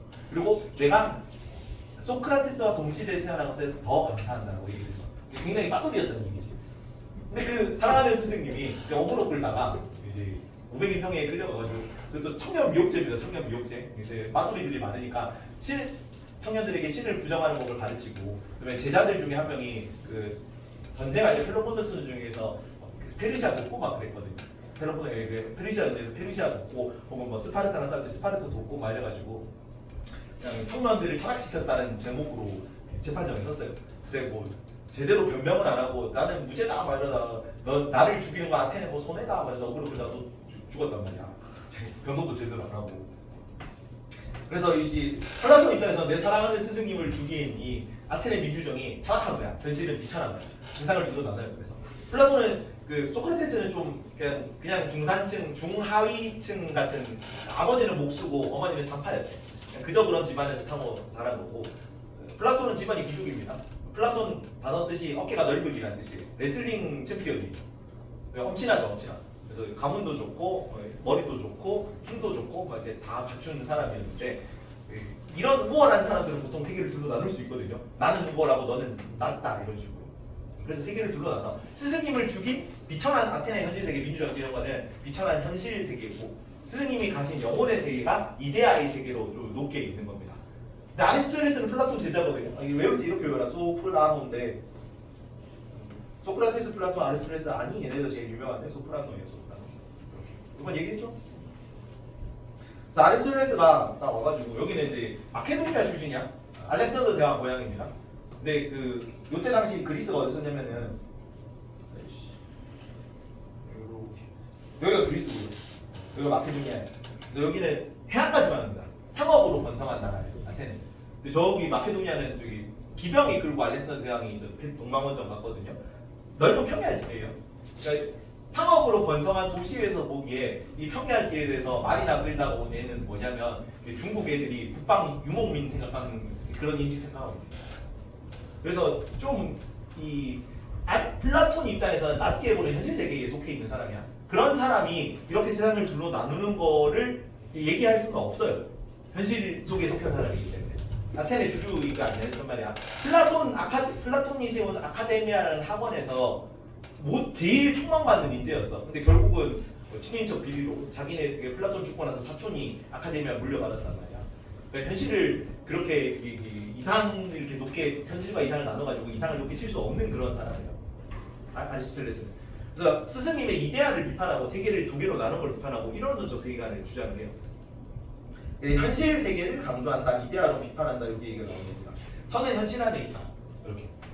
플라톤의 이데아를 비판하는 거고 그리고 이성으로 이데아만 인식할 수 있다면 플라톤까지 소크라테스, 플라톤은 전부 다 주지주의라는 게 올바로 이성만 발휘할 수 있으면 바로 행동도 할 수 있고 바로 악도 없어져요. 근데 아리스토텔레스는 뭐가 필요하다고 얘기했냐면 실천 의지가 필요하다고 했습니다. 그래서 주의주의라는 단어가 인간의 이성과 실천 의지를 함께 강조했다고 얘기를 합니다. 주의주의. 소크라테스, 플라톤의 주지주의를 비판한다. 그런 거. 조금 더 현실적이죠. 태훈이가 담배를 못 끊는 이유가 소크라테스 입장에서는 어떤 가상 세계선에 있을 거 아니야. 소크라테스는 왜 담배를 못 끊냐고 보냐면 너가 담배가 얼마나 해로운지를 진짜로 모르고 있기 때문에 너가 담배를 못 끊는 거야. 그래서 그 담배 한 30년 핀 사람들도 바로 담배를 끊을 수 있는 게 의사 가가지고 너 말기 암이니까 담배 한 대만 피우면 더 골로 간다 바로. 담배 한 대도 피우지 마라 바로 죽을 수 있다 하면 바로 끊을 수 있대요. 그게 참된 알미인 거지. 근데 아리스토텔레스가 입장에서 너가 담배를 못 끊는 이유는 네가 실천 의지, 네가 의지 박약이기 때문이죠. 실천 의지가 부족하기 때문에. 그래서 조금 더 현실적이다. 알고 있더라도 실천하지 못하는 경우를 인정한 거죠. 현실적인 거. 그리고 목적론도 승기관이라고 하는데 세상 모든 것에 기능도 있고 목적도 있다고 합니다. 그리고 인간의 궁극적 목적은 행복이다라고 얘기를 해요. 행복, 목적론도 세계관 인간의 목적은 모든 것에 목적이 있어. 왜 이게 궁극적 목적이냐면 너네가 공부를 하는 것도 목적이 있죠. 뭐가 목적이야? 높은 성적. 높은 성적을 받는 이유는 뭡니까? 좋은 대학도 입학. 좋은 대학에 입학하는 이유는 뭡니까? 졸업해서 취직을 잘하는 거지. 취직을 잘하는 이유는 뭡니까? 결혼을 잘하려고 하는 거지. 결혼을 잘하려는 이유는 뭐야? 뭐 행복한 가정을 꾸리기 위해서지. 그런 거 다 뭐야? 행복을 위해서. 쭉 타고 올라갔을 때 그 너네가 추구하는 모든 것들의 궁극적 목표가 행복이라고 얘기를 하는 거예요. 그래서 최고선 혹은 최상의 선이라거나 좋음이라는 건 같은 말로 쓰여요. 그래서 최고선 혹은 최상의 좋음이라는 단어로 나오고. 행복은 외워라. 태훈이 행복 뭐예요? 행복은 행복이 뭐야? 아리스토텔레스 행복. 영혼에 따른 거기에 따른 영혼의 활동. 덕다 영할 외우세요. 많이 나온다. 거기에 따른 영혼의 활동. 김사연이 이걸 굉장히 딥하게 보기 때문에 행복은 활동이고 덕은 상태다 뭐 이렇게 구분을 하긴 하거든요. 그리고 동양 윤리에서 덕은 선천적인 거에서 후천적인 거에서 사덕 이런 거. 사덕은 선천적이고 후천적입니까? 선천적이지. 사덕을 타고났기 때문에 인간이 본성이 선하다고 본 거잖아. 근데 여기서는 다 덕은 후천적인 겁니다. 그러니까 기능 혹은 자질 이런 거는 선천적인 건데 이성이 기능 혹은 자질이야. 그거를 잘 발휘해서 지혜라는 덕을 발휘하기 위해서는 교육을 받아야 돼. 교육을 통해서 후천적으로 형성하는 거. 자, 덕은 영혼의 각 부분이 이성의 명령에 따라 탁월하게 발휘되는 상태고 후천적으로 형성되는 거예요. 아리스토텔레스가 인간을 두 부분으로 나눕니다. 두 부분으로 나누는데 지성적 덕과 품성적 덕. 요건 지성적인 부분은 이성적인 부분이고 품성적 덕은 동물적인 부분이야. 동물적인 부분, 이성적인 부분은 이게 그냥 잘 발휘되면 돼요. 잘 발휘되면 그냥 지혜라고 합니다. 품성적인 부분은 욕구가 이성에게 복종하면 돼. 자, 덕은 본질 기능의 탁월함을 덕이라고 한다. 근데 본질 기능이 인간의 경우에는 이성입니다. 그래서 이성이 탁월한 상태를 덕이라고 해요. 근데 품성적 덕도 그럼 이성이 탁월한 거냐? 이성이 탁월한 겁니다. 왜? 욕구가 이성의 명령에 복종하는 게 품성적이야. 이성은 그냥 잘 발휘되는 거고 지적인 부분은 그냥 이성이 잘 발휘되면 지성적으로 쌓이는 거고 여기는 욕구가 이성에게 복종해야 품성적이 쌓이거든요. 그건 이성이 잘 발휘되는 상태라고 생각을 해요. 그래서 결과적으로 전부 다 이성이 잘 발휘되는 상태가 덕은. 자, 후천적이기 때문에 오늘 지성적 덕은 어떻게 형성되냐? 공동체주의와 교육, 학습을 통해서 형성되는 거예요. 이성에 잘 발휘되면 배워야지. 근데 여기 배우는 거는 철학교육 얘기하는 철학교육. 철학교육. 그래서 아카데미아 플라토니스의 아카데미아 정문에 이렇게 있다 했거든요. 기하학을 보면서 들어오지 마라. 그때 당시 철학은 만학의 학이었기 때문에 모든 그냥 공부를 철학이라고 했어요. 그냥 모든 공부를 수학, 기하학, 문수학 이런 거 다 배웠어요. 이런 거 공동체주의고 공동체 생활을 통해서 국가 안에서만 배울 수 있다고 봤기 때문에. 그리고 품성적 덕을 쌓으려면 이거는 욕구가 이성의 명령에 잘 따르는 품성한테 중용이라고 보거든요. 적절한 상태다. 적절한 상태. 상황에 따라 달라지는 가장 적절한 상태를 중용이라고 해요.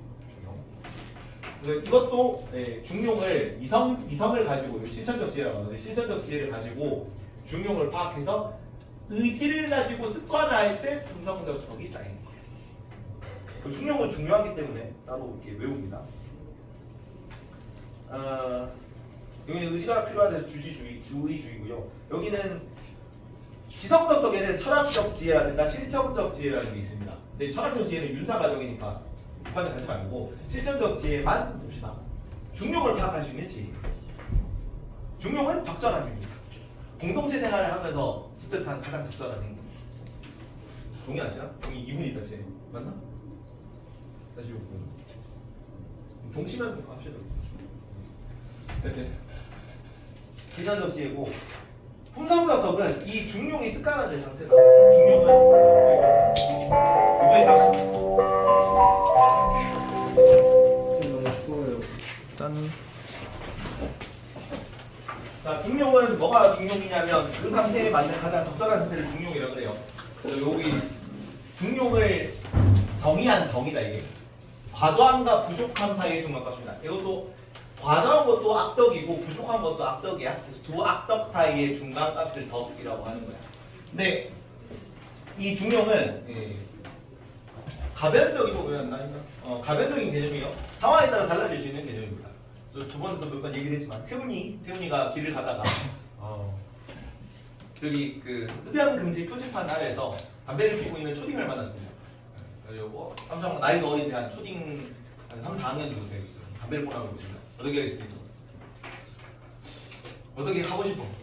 어떻게 할 거야? 그래, 담배를 뺏고 숨겨야겠지. 그게 용기 있는 행동이지. 그 상황에서 땀을 치는 건 좀 과도한 거고 거기서 그냥 모르고 지나가는 거는 좀 부족한 거니까 용기가. 근데 갔는데 이제 고등학교 3학년에 막 그 이레즈미 문신이 있고 막 떡대야 엄청 막 한 대 치면 날아갈 것 같아. 그때는 어떻게 하겠습니까? 도망가는 건 좀 비겁한 행동이고 그냥 뭐 주변에 경찰서에 알려주거나 옆에 흡연금지 뭐 식당 있으면 흡연금지 표시판 붙여서 놓으시는 것 같은데 담배 피우고 있으니까 좀 조치를 해주세요라고 다른 주인 아저씨께 얘기를 해야겠죠. 그런 게 용기 있는 행동인 거지. 그러니까 상황에 따라 용기 있는 행동이 달라질 수 있는 개념이야. 그래서 가변적인 개념이야. 그때 당시에 적절함은 어떻게 알 수 있냐? 공동체 생활을 통해 습득하는 거예요. 그래서 공동체 생활이 중요하다고 그랬고 아리스토텔레스 덕윤리가 이 덕을 알기 위해서는 공동체 생활을 해야 된다고 얘기를 했기 때문에 공동체주의랑 연관되는 거다. 자, 그리고 행동, 감정 모두 중용이 있으나 이거 조금씩 윤사 개념인데 모의고사 계속 나오는데 생년에도 그 자체로 나쁜 행동, 감정에는 중용이 없을 수 있습니다. 절도, 질투. 자, 어떤 거에 지나친 거, 큰 거, 작은 거의 중간값이 적당한 거거든요. 덕이거든요. 근데 큰 절도, 작은 절도, 중간 절도가 없어. 큰 절도 나쁜 거고 중간 절도 나쁜 거, 작은 절도 나쁜 거잖아. 작은 질투도 나쁜 거고 큰 질투도 나쁜 거고 중간 질투도 나쁜 거야. 그래서 감정이든 행동이든 그 자체로 나쁜 거에는 중용이 없을 수도 있다. 모든 행동에는 중용이 있다. 틀린 선지다. 그리고 실천적 약간 지혜 중에서 지성부터 실천적 지혜를 통해서 중용을 파악하고 중용을 습관화해서 품성적 덕이 형성되는 거예요. 그러면 품성적 덕을 형성하기 위해서 반드시 이성이 필요하다. 반드시 지성이 필요합니다. 이거 때문에 실천적 지혜를 가지고 이 중용을 파악하는 거기 때문에 요걸 중용을 반복하면 품성적 덕이 둘 다 형성된 거다. 실천적 지혜를 뭘 통해서 형성돼? 교육을 통해서 형성돼요. 나무야 품성적 덕은 뭘 통해서 형성돼? 습관을 통해서 형성됩니다. 반복적인 거. 자, 맥킨타이어가 이걸 계승했는데 이거는 현대 덕윤리학자라고 불려요. 공동체주의 철학자고요. 고1 때 나왔습니다. 기억이 안 나겠지만 자유주의, 공동체주의 하면서 행위자 중심 윤리를 주장을 했습니다. 자, 현대 사회에서는 여러 공동체들인데 공동체들마다 다 도덕적으로 부르는 행동이 달라. 그래서 공리주의나 칸트 같은 경우에는 설명 못하는 경우가 너무 많더라. 그래서 그냥 그 사회에 있는 도덕을 인정하지 안 인정하고 이게 뭐랑 관련된 거냐? 무슨 윤리야? 기술윤리학적 입장이겠죠. 이거는 기술윤리학. 그래서 그 사회에서 도덕적이라고 얘기하는 덕이라는 걸 강조하고 그 덕을 가진 사람 유덕자, 도덕적인 행위자에 집중하는 거죠. 그래서 그 사람이 하는 행동이 도덕적인 행동이 되는 거야. 음으론 공리주의는 행위중심 윤리를 했습니다. 이거 비판하는 겁니다. 공동체주의 윤리고요. 왜냐면 그런 도덕적인 걸 어떻게 배운다고? 공동체 생활을 통해서 배우니까요. 개인의 선택보다 공동체의 역사나 맥락을 강조하는 입장이다. 따라서 도덕은 가변적일 수 있어요. 그러니까 불변하는 보편적 도덕 원리가 존재하지 않는다고. 공리주의는 아까 존재했잖아. 공리의 원리. 칸트도 존재했죠. 정한 명령 이런 거. 근데 여기는 없다고. 왜? 공동체마다 다르니까. 시대나 상황에 따라 달라질 수 있는 거니까. 여기는 사회가 개인의 단순 총합 그 이상으로 봅니다. 공동체주의이기 때문에. 여기 유기체적 세계관이에요. 그래서 사문할 때 몇 번 얘기를 했는데 고양이가 있어. 고양이. 공리주의 입장은 기계론적 세계관이기 때문에 고양이 꼬리, 팔, 다리, 눈, 심장 뭐 이런 거 다 합치더라도 고양이가 그냥 기계 고양이. 살아 움직이잖아. 근데 유기체적 세계관에서는 공동체주의에서는 고양이 눈, 꼬리, 팔, 다리, 몸통, 심장 다 합치면 살아 움직이는 고양이가 돼요. 이전에 꼬리, 다리, 눈, 팔보단 더 우월한 어떤 개념이 되는 거라고. 더 추가적인 플러스 알파가 되는 거죠. 그러니까 공리주의랑 비교합니다. 여기 개인 단수 존업이 그냥 공동체랑 똑같다고 보는 입장이라서. 그리고 공동체주의에서 이게 맥킨타이어에서 인간을 정의하는 용어다. 서사적 존재라고 합니다. 이야기를 쓰는 존재라는 거고 누군가와 태어나면서 관계를 맺고 있는 존재라는 뜻입니다. 그래서 난 누군가의 아들이고 누군가의 딸이고 이 도시의 시민이고 저 도시의 시민이고 이런 표현이 나와요. 공동체주의라는 얘기예요. 똑같이 내용이 이건 별거 없다. 덕윤리보다. 이거밖에 없지. 이거밖에 없지. 태훈아, 덕윤리에서는 행위자의 품성보다 행위의 유용성이 중요하다고 보니? 아니죠. 품성이 중요한 거죠. 미연아, 덕윤리에서는 도덕한 데 있어 절대적 도덕 원리보다 공동체 관행을 따라야 돼. 관행을 따라야죠. 관행이 중요하다고 했잖아. 그 유덕자, 덕을 배우려면 습득하려면 어떻게 해야 돼? 공동체 생활을 하라 그랬죠. 공동체 관습을 준수하는 거예요. 그래서 관행 따르는 거 맞고요.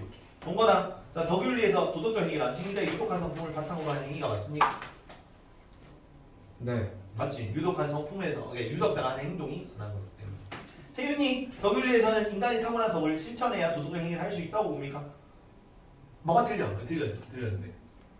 덕은 타고나는 게 아니에요. 후천적인 거지. 동양에서는 타고나는 거야. 선천적이라고 봐요. 근데 여기는 서양에서는 형성하는 거지. 지성적 덕 어떻게 형성했니? 지우. 지성적 덕 어떻게 형성합니까? 교육을 통해서. 부정적 덕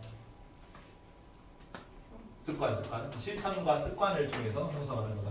그래서 둘 다 형성하는 거기 때문에 여기 다른 거 다 맞아요. 타고난 덕 때문에 틀린 거다. 그래서 타고난 덕을 실천하는 거가 아니고 그냥 덕을 형성해야 도덕적 행위를 할 수 있다고 보죠. X. 시연이. 덕윤리에서 우리가 덕 있는 사람이 되었을 때 선한 행위를 지속적이고 자발적으로 실천할 수 있게 된다고 봅니까?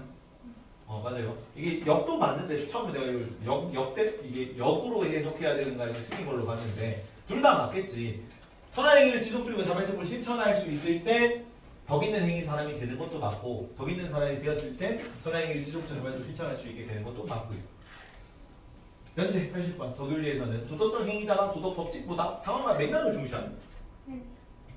상황과 맥락을 중시해야죠. 네. 여기는 도덕 법칙이 없잖아. 도덕 법칙 누가 얘기해요? 아, 칸트가 얘기하지. 칸트는 행위 중심 윤리야. 덕윤리는 행위자 중심 윤리이기 때문에 도덕 법칙 이런 거 안 좋아하고요. 여기는 보편적 도덕 원리가 없다고 보기 때문에 상황 맥락 중용이라는 거는 그 상황에 가장 적절한 게 중용이다. 그래서 오늘은 석쌤이라 가지고 내가 핸드폰을 안 내라 그랬는데 어제는 성우쌤이 그 관리자였거든. 관리자에게 주말 당직이 있어. 성우쌤이 있으니까 핸드폰을 다 대라고 해요. 그러면 성우쌤이 당직일 때 이 중용은 핸드폰을 제출하는 거야. 얘가 상황에 맞는 가장 적절한 행동이라고. 그래서 상황 맥락을 중시하는 건 덕윤리적 입장이 맞습니다. 오른손 율. 덕윤리에서는 덕을 간행에 내재한 선을 성취하게 하는 타고난 성품만요. 네. 아니지, 타고난 성품이 아니라니까. 덕은 후천적인 거로 사양해서 타고난 성품 때문에 틀렸어요. 관행에 내재한 선은 맞죠. 선은 관행에 내재해 있습니다. 예거나 덕윤리에서는 개인인 공동체를 벗어나는 덕을 실천하는 방법을 배울 수 없니? 네. 네, 맞습니다. 공동체주의이기 때문에 공동체 생활을 하면서만 덕을 배울 수 있어요. 지훈이. 아리스토텔레스는 풍선의 덕을 합리적 선택과 결부된 풍선 선택을 봅니까? 맞아요, 이거는. 어디였지? 풍선의 덕은 합리적 선택이 중용이다, 중용. 적절한 그 상황에 가장 적절한 행동이 중용이잖아. 그걸 합리적 선택이라는 단어로 표현하는 거예요. 그지? 그러면 중용과 결부된 풍선 선택가 왜냐면 중용이 방법적으로 실천해서 형성되는 게 풍선의 덕이니까. 그래서 옳은 선지주. 그래서 독일리에서는 다수결의 원리가 도덕 판단의 원리와 연결될 수 있다고 볼까요? 다수결. 다수결이 아니야. 다수결을 누가 좋아하냐면 공리주의 같은 거 좋아해요. 공리주의는 한 표라도 더 많으면은 그게 더 쾌락이 큰 거거든. 49가 반대하고 51이 찬성하면 51이 쾌락을 더 많이 늘려주니까 다수결을 좋아하는데 덕윤리는 여기가 더 51이 더 많이 찬성한다 그래서 그게 사회 전체 이익이 되지 않을 수도 있는 거예요. 여기는 공동체주의이기 때문에 X입니다. 아리스토텔레스가 칸트를 비판합니다. 이런데요. 자연적 감정에서 비롯된 행위도 도덕적 가치를 가질 수 있을까요? 자, 아리스토텔레스 입장에서 자연적 감정에서 비롯된 행위는 뭘까?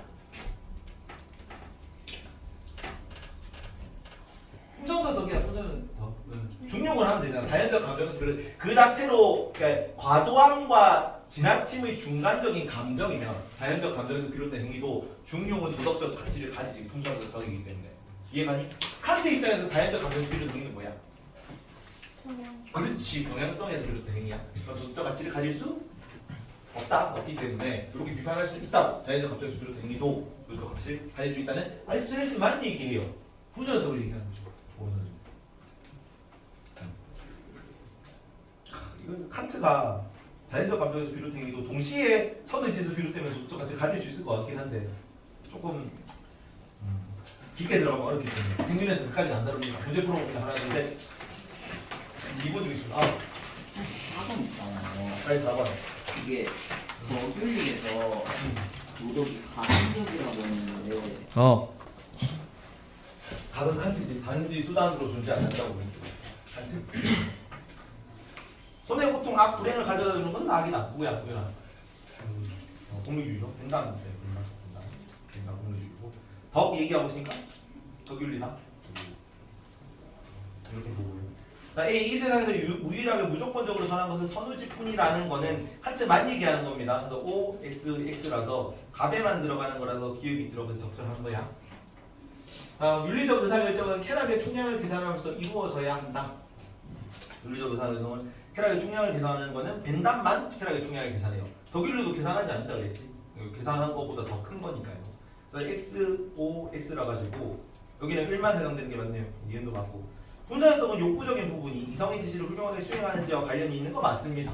다 이성의 명령에 복종할 때 욕구가 그걸 분산의 덕이라고 한다고 했으니까. 그래서 X, X, O라고 적어놨네요. 그래서 C만 들어가는 것도 맞고요. 도덕에서 중요한 것은 행위자의 내적 탁월성보다는 보편적인 도덕 원리에 따른 행위. 칸트랑 벤담만 얘기했지. O, O, X라서 D가 들어가는 게 맞네. 기억님 디글리시 있나? 5번이겠네. 이렇게. 5번. 이렇게 문제를 풀면 된다. 이 정도로는 내신이랑 조금 쉽게 나오는 거고 다하게 공통된 거라서 문제는 욕보다 조금 더 딥하게 나올 수 있어요. 이거만 보자. 이거. 아리스토텔레스거든요. 87번 틀린 사람 다 맞았니? 87번? 넘어가도 되니? 넘어갑시다. 지금만 볼게요. 봅시다. 아동의 행복이 옳고 그름에 대한 알이라는 거는 플라톤 혹은 소크라테스적 입장이에요. 지덕복 하질사를 벌어주고 얘기를 하거든. 근데 여기서는 안다고 벌어 행복한 게 아니야. 덕에 따르는 영혼의 활동이잖아. 그래서 아는 거를 실천해서 그게 습관을 낼 때 행복한 거예요. 그래서 틀린 거다. 디귿이. 넘어갑니다. 여기는 안 합니다. 하려고 그랬는데 그냥 어차피 모의고사 안 나오는 부분은 굳이 그렇게 할 필요가 없을 것 같아요. 요거만 보고 넘어가자. 진자의 1일 삼성 그런 게 있거든요. 스승에게 하루에 3번 반성하라. 도덕적 성찰과 관련된 거야. 남을 돕는데 정성을 다했다. 친구에게 굳이 신의를 다했다. 가장 중요한 겁니다. 스승에게 배운 걸 잘했다. 별표를 많이 쳐놨는데 그냥 얘기해보고 싶어서 얘기하는. 넘어갑시다. 넘어가고. 내신은 이런 게 나올 수 있는데 모의고사는 진짜 안 되는 부분은 이런 게 있다 말하더라. 도덕적 탐구 영역이 있는데 뭐 도덕 원리, 사실 판단, 도덕 판단 이런 거를 도덕 추론을 한다. 이런 게 있다 정도만 하고 넘어갑시다. 문제는 안 나와요. 다음 사인과 주고입니다. 2단원 1단원 다 끝났다. 2단원으로 넘어갑니다. 사형 철학 한 시간에 뗀 거면 다 잘 뗀 거다. 동양 서양 다 했으니까 1단원이 제일 볼륨이 컸어. 죽음 관련 쟁점 봅니다. 죽음관, 동양의 죽음관은 유교, 불교, 도교 이런 애들 볼 거야. 그리고 유교는 죽음을 애도의 대상으로 표현합니다. 불교에서는 죽음도 고통으로 봅니다. 불교 윤리할 때 했다. 뭐가 고통이었니? 어떤 걸 고통이라고 하냐? 생로병사가 고통이야. 플러스 죽음 관련 선지로 나오거든요. 오직 불교에서는 오직 죽음으로만 고통을 벗어날 수 있다고 본다. 맞습니까? 아니지. 왜? 윤회해야 돼. 그렇지. 죽어도 한 번 더 계속 고통 받아야 되니까. 그래서 죽어도 벗어날 수 없는 거고 언제만 고통을 벗어날 수 있는 해탈하면 돼요. 그래서 열반에 이르러서 모든 고통이 사라진 상태가 되면 행복할 수 있습니다. 그러니까 도교는 죽음이라는 건 그냥 자연현상으로 봅니다. 아침에 해가 뜨고 밤이 되면 달이 뜨는 걸로 보는 거예요. 유교는 슬퍼하는 현상입니다. 네, 도교는 애도하지 않습니다. 서양의 죽음과 아까 플라톤 얘기했죠. 내 훌륭한 존경하는 스승님을 돌아가시게 한 저 비천한 아테네의 시민 현실 세계. 그래서 세상을 둘러난 다음에 이상 세계인 이데아의 세계는 고귀하고 높고 드높은 세계야. 영혼이 가는 세계고 현실 세계는 비천한 세계입니다. 에피쿠루스 원자론에서는 에피쿠루스는 원자가 흩어지는 걸로 봐요. 비슷합니다. 여기도. 근데 여기는 그 불교는 계속 순환하는 거고 도교나 에피쿠루스는 순환하지 않아. 한번 흩어지면 끝입니다. 하이데거는 실존주의 철학자거든요. 조금 다를 거다. 실존주의에서 2차 세계대전 시기가 배경이기 때문에 실존주의는 사는 게 좀 힘들어. 퍽퍽해. 그래서 대체로 이 삶이 고통이나 죽음으로 가득 차 있어요. 근데 그 고통스러운 삶을 회피하지 말고 선택하라고 얘기하는 애들은 실존주의는. 그래서 먼저 내가 죽어야 되는 죽는 상황을 먼저 달려가서 가정해 보는 걸 죽음으로 선고라고 합니다. 이 사람마다 학자마다 인간의 본질을 뭘로 보는 게 다른데 마르크스는 인간의 본질을 노동으로 보고요. 엘리아드는 뒤에 나올 건데 종교를 믿을 수 있는 유일한 존재로 봐. 하이데거는 죽음을 인식할 수 있는 유일한 존재로 봅니다. 동물은 자기가 죽는 상황을 가정할 수 없어. 오직 인간만 자기가 죽는 상황을 미리 생각해 볼 수 있단 말이야. 그럼 내가 내일 죽는다면 지금 당장 무언가를 하고 싶은 참된 나로서 삶을 살 수 있다고 생각하거든요. 그래서 내가 죽는 상황을 생각하고 거기에 죽었을 때 후회가 남지 않고 좀 부끄럽지 않고 떳떳한 삶을 살라고 얘기를 하는 거죠. 항상 수능 시험을 며칠 친다, 며칠 뒤에 친다, 중간고사를 며칠 뒤에 친다를 항상 의식하고 공부해야 긴장 있게 열심히 공부를 할 수 있다고 보는 거예요. 다음 이 임신 죽음 관련 쟁점 4가지 있는데 인공임신 주술, 사상, 한약사, 내사 이런 거거든요. 실천 윤리학에서 다룬 영역들이지. 이거는 고전 윤리학, 예전에 이론 규범 윤리학에서 다룬 영역들이고. 인공 임신 중전은 낙태입니다. 그냥 인공적으로 임신 상태를 가운데서 끊어낸다는 뜻이야. 절단을 달때 절단을. 산성 논거 이런 거 있고 반대 논거 있고 이런 거 구분하는 걸로 나옵니다. 내용이 그렇게 어렵진 않아요. 분별력이 같은 아니고. 자살에서는 여기도 철학자들 상황 보는 건데 유배에서는 이런 용어를 씁니다. 여기도 한자가 조금 많이 나온다.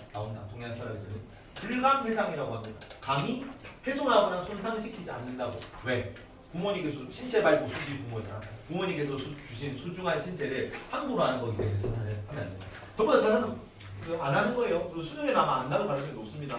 수능에서 한 번도 출제된 적이 없어. 수능 시험 치고 나서 좀 그런 경우가 있잖아. 괜히 이런 거 시험에다가 논란이 될 수 있어요. 한 번도 출제된 적이 없기 때문에 있다고만 하는 거예요. 다 싫어합니다. 자살은. 쇼펜하우어 자연법은 자기 보존을 위반하는 거야. 자연법에서는. 아까 생명 연재 자연법 1월 선을 행하고 뭘 이렇게 알아. 1의 자연적 성향이 뭐였어요? 생명불 2의 성향. 종족 보존. 종족 3의 성향. 교육 신에 대한 탐구와 공동체 생활입니다. 교육하는 거 아니에요. 그런 거 하는데 자기 보존을 위반하는 거예요. 이런 1의 성향에 위반되는 거 있으면 악한 겁니다. 불교는 만물이 연기로 연결돼 있잖아. 연기를 연결돼 있는데 나나 너나 다르지 않는데 사타불인데 태훈이가 나가고 태훈인데 태훈이를 때리면 안 되죠. 불살생. 칸트는 인간을 수단화하는 거죠. 자기 고통을 회피하는 수단으로 자기 자신을 사용한다고 보기 때문에 자살하면 안 되고 쇼펜하우어는 문제를 회피하는 것에 불과하다고 봐요. 왜냐면 무세주의처럼 문제를 해결하지 못하기 때문에 자살하면 안 돼요. 안락사도 이런 게 있다 정도 알아두세요. 소극적, 적극적 안락사 있고 자발적, 비자발적 안락사 있습니다. 내용 어차피 할 거라서 한번 이렇게 짧게만 하고 넘어간다. 소극적 안락사는 내가 가만히 내버려 두는 거야. 생명 유지 장치를 제거하고 자연적으로 주는 구에 이르게 하는 게 소극적 안락사입니다. 그냥 알아서 죽어라. 적극적 안락사는 의사가 직접 약물을 주사하는 거예요. 죽음에 이르죠. 치사량 이상의 약물을 주사해가지고 죽음에 이르는 게 적극적인 거예요. 동의하는 방식에 따라 뭐라고 하냐면 환자가 나 죽여주세요. 너무 힘들다 라고 얘기해가지고 죽이는 거야. 자발적. 비자발적은 환자가 의사 상태를 표시할 수 없어. 그래서 가족 구성원들이 돈도 너무 많이 들고 수행 가능성도 언제까지 우리가 고통받고 있어야 됩니까? 그냥 보내주십시다 이렇게 결정해가지고 의사가 받아들이면 비자발적으로 환자 의사와 상관없이 의사를 밝힐 수가 없으니까 안락사 시키는 거 비자발적. 반자각적 안락사는 환자가 하기 싫은데 안락사 시키는 거예요. 그래서 살인이죠, 살인 이거는. 그래서 논의되지 않습니다. 이거는 논쟁 가치가 없어요. 다음 찬성논거, 반대논거 이런 거 있는데 이것도 보면 됩니다. 존엄하게 죽을 권리가 있다. 인간이 자율적으로 죽음을 선택할 수 있다. 공리주의는 둘 다 나와. 왜 공리주의는 둘 다 나올까? 어떻게 생각하냐? 지훈아 왜 공리주의는 둘 다 나오지? 고통과 쾌락의 양을 계산해서 더 큰 경우에는 죽이면 되고 더 작은 경우에는 안 죽이는 죽이는 경우가 더 큰 경우에는 죽이는 거고 죽이지 않는 경우가 더 쾌락이 큰 경우에는 죽이지 않는 거예요. 행위 공리주의이기 때문에 그런 거야. 그렇죠? 내사 입장에서는 여기도 얘기했죠. 뇌간이라고 뇌랑 척수를 연결하는 줄기가 있대. 그게 끊어지면은 뇌랑 이 신경이 연결될 수 없어가지고 소생 가능성이 없다며 죽은 거야. 근데 뇌가 너를 숨 쉬어라고 폐에 명령을 내리지 못하는데 생명 유지 장치를 가지고 산소 호흡기에 달아가지고 강제로 심장과 폐를 뛰게 하고 있는 상태예요. 근데 걔를 죽은 걸로 볼 것인가? 심장을 뛰고 있는데 죽은 걸로 보면은 이제 장기 이식해도 되겠지. 심장까지 이식할 수 있대요. 공리증진이 크게 된단 말이야. 근데 반대하는 입장에서는 야 그것도 아직 살아 있는 건데 어떻게 사람을 숨을 쉬고 있는데 죽여? 심장과 폐가 죽어야 사망한 거지. 라고 주장하는 쪽 반대에 대립하는 거다. 여기부터 좀 쉬워요. 일단은 어려워보지. 유교의 죽음가를 봅시다. 자, 죽자 나의 스스로의 의지로. 아까 유교는 자살 문제에 대해서 어떻게 얘기했니? 왜 하면 안 돼? 유교. 불감회상이기 때문에 부모님께서 주신 소중한 신체를 훼손하면 안 돼서 자살하지 않는 겁니다. 저자 지금 목숨을 끊으려고 딱 보고 있는 거지. 측은지심 레벨 83 발동했네. 측은지심. 자살하지 말자 이렇게 해가지고 잠깐 왜 죽으려는 것인가? 부모님이 주고 한번 해결할 생각인가 하면서 딱 잡는 거지. 우리 공자네. 생각해보게 자녀가 슬퍼할 부모님을 이렇게 얘기를 하니까 봐주세요. 저는 인의를 위해 이루기 위해 죽는 것입니다. 근데 유교는 죽음이 애도의 대상이긴 하지만 사후세계를 설정하지 않는다고 했죠. 사후세계를 설정하지 않거든요. 실천윤리, 중심윤리이기 때문에. 그래서 살아있을 때 도덕적 실천을 하는 것이 죽은 이후의 삶보다 더 중요합니다. 죽은 이후의 삶이 있는지도 모르겠다는 입장이라서. 그래서 인의를 위해서 죽을 수 있어. 살신성인입니다. 내 몸신자나 몸기자가 1인칭 대명사를 했다. 그래서 내 자신을 죽여서 살신, 성인, 어짐을 이룬다. 살신성인. 하면 죽을 수 있지. 그래서 이 새끼 살신성인을 말해가지고 미안해가지고 괜히 저한테 이렇게 하면 죽어도 되는 거지. 다음 서양의 죽음가 하이데거 아까 뭐라 그랬어요? 그 죽음으로의 선고라 그랬죠. 미리 죽을 사람을 가정해본다. 그래서 인간이라는 존재는 항상 죽음을 인식할 수 있는 죽음과 같이 있는 존재로 봐요. 다른 어떤 동물도 그럴 수 없지만 하이데거는 인간을 현존재라는 단어로 정의하거든. 현존재는 지금 여기 있으면서 죽음을 인식할 수 있는 존재야. 죽음을 인식한다. 내 주위에는 아무도 남아있지 않는 걸까 얘기를 하는 거고 그런 생각하지 말게. 왜냐면 이 2차 세계대전 당시에 하이데거 살던 시기에는 세상이 막 고통과 가득 차 있단 말이야. 피폐하고 힘들고 그러니까 아무도 남아있잖아 이렇게 얘기하는데 죽음 옆에 있는 거죠. 주위에 아무도 남지 않아도 죽음만 끝까지 자네게 되는데 왜? 인간은 본질이 죽음을 인식하는 거야. 지금 이걸 위로라고 하는 거야. 에피쿠르스는 아까 뭐였어? 원자론적 세계관이었기 때문에 죽음이라는 것은 원자가 흩어지는 과정이다. 죽음을 두려워하잖아. 그저 원자가 흩어지는 과정이다.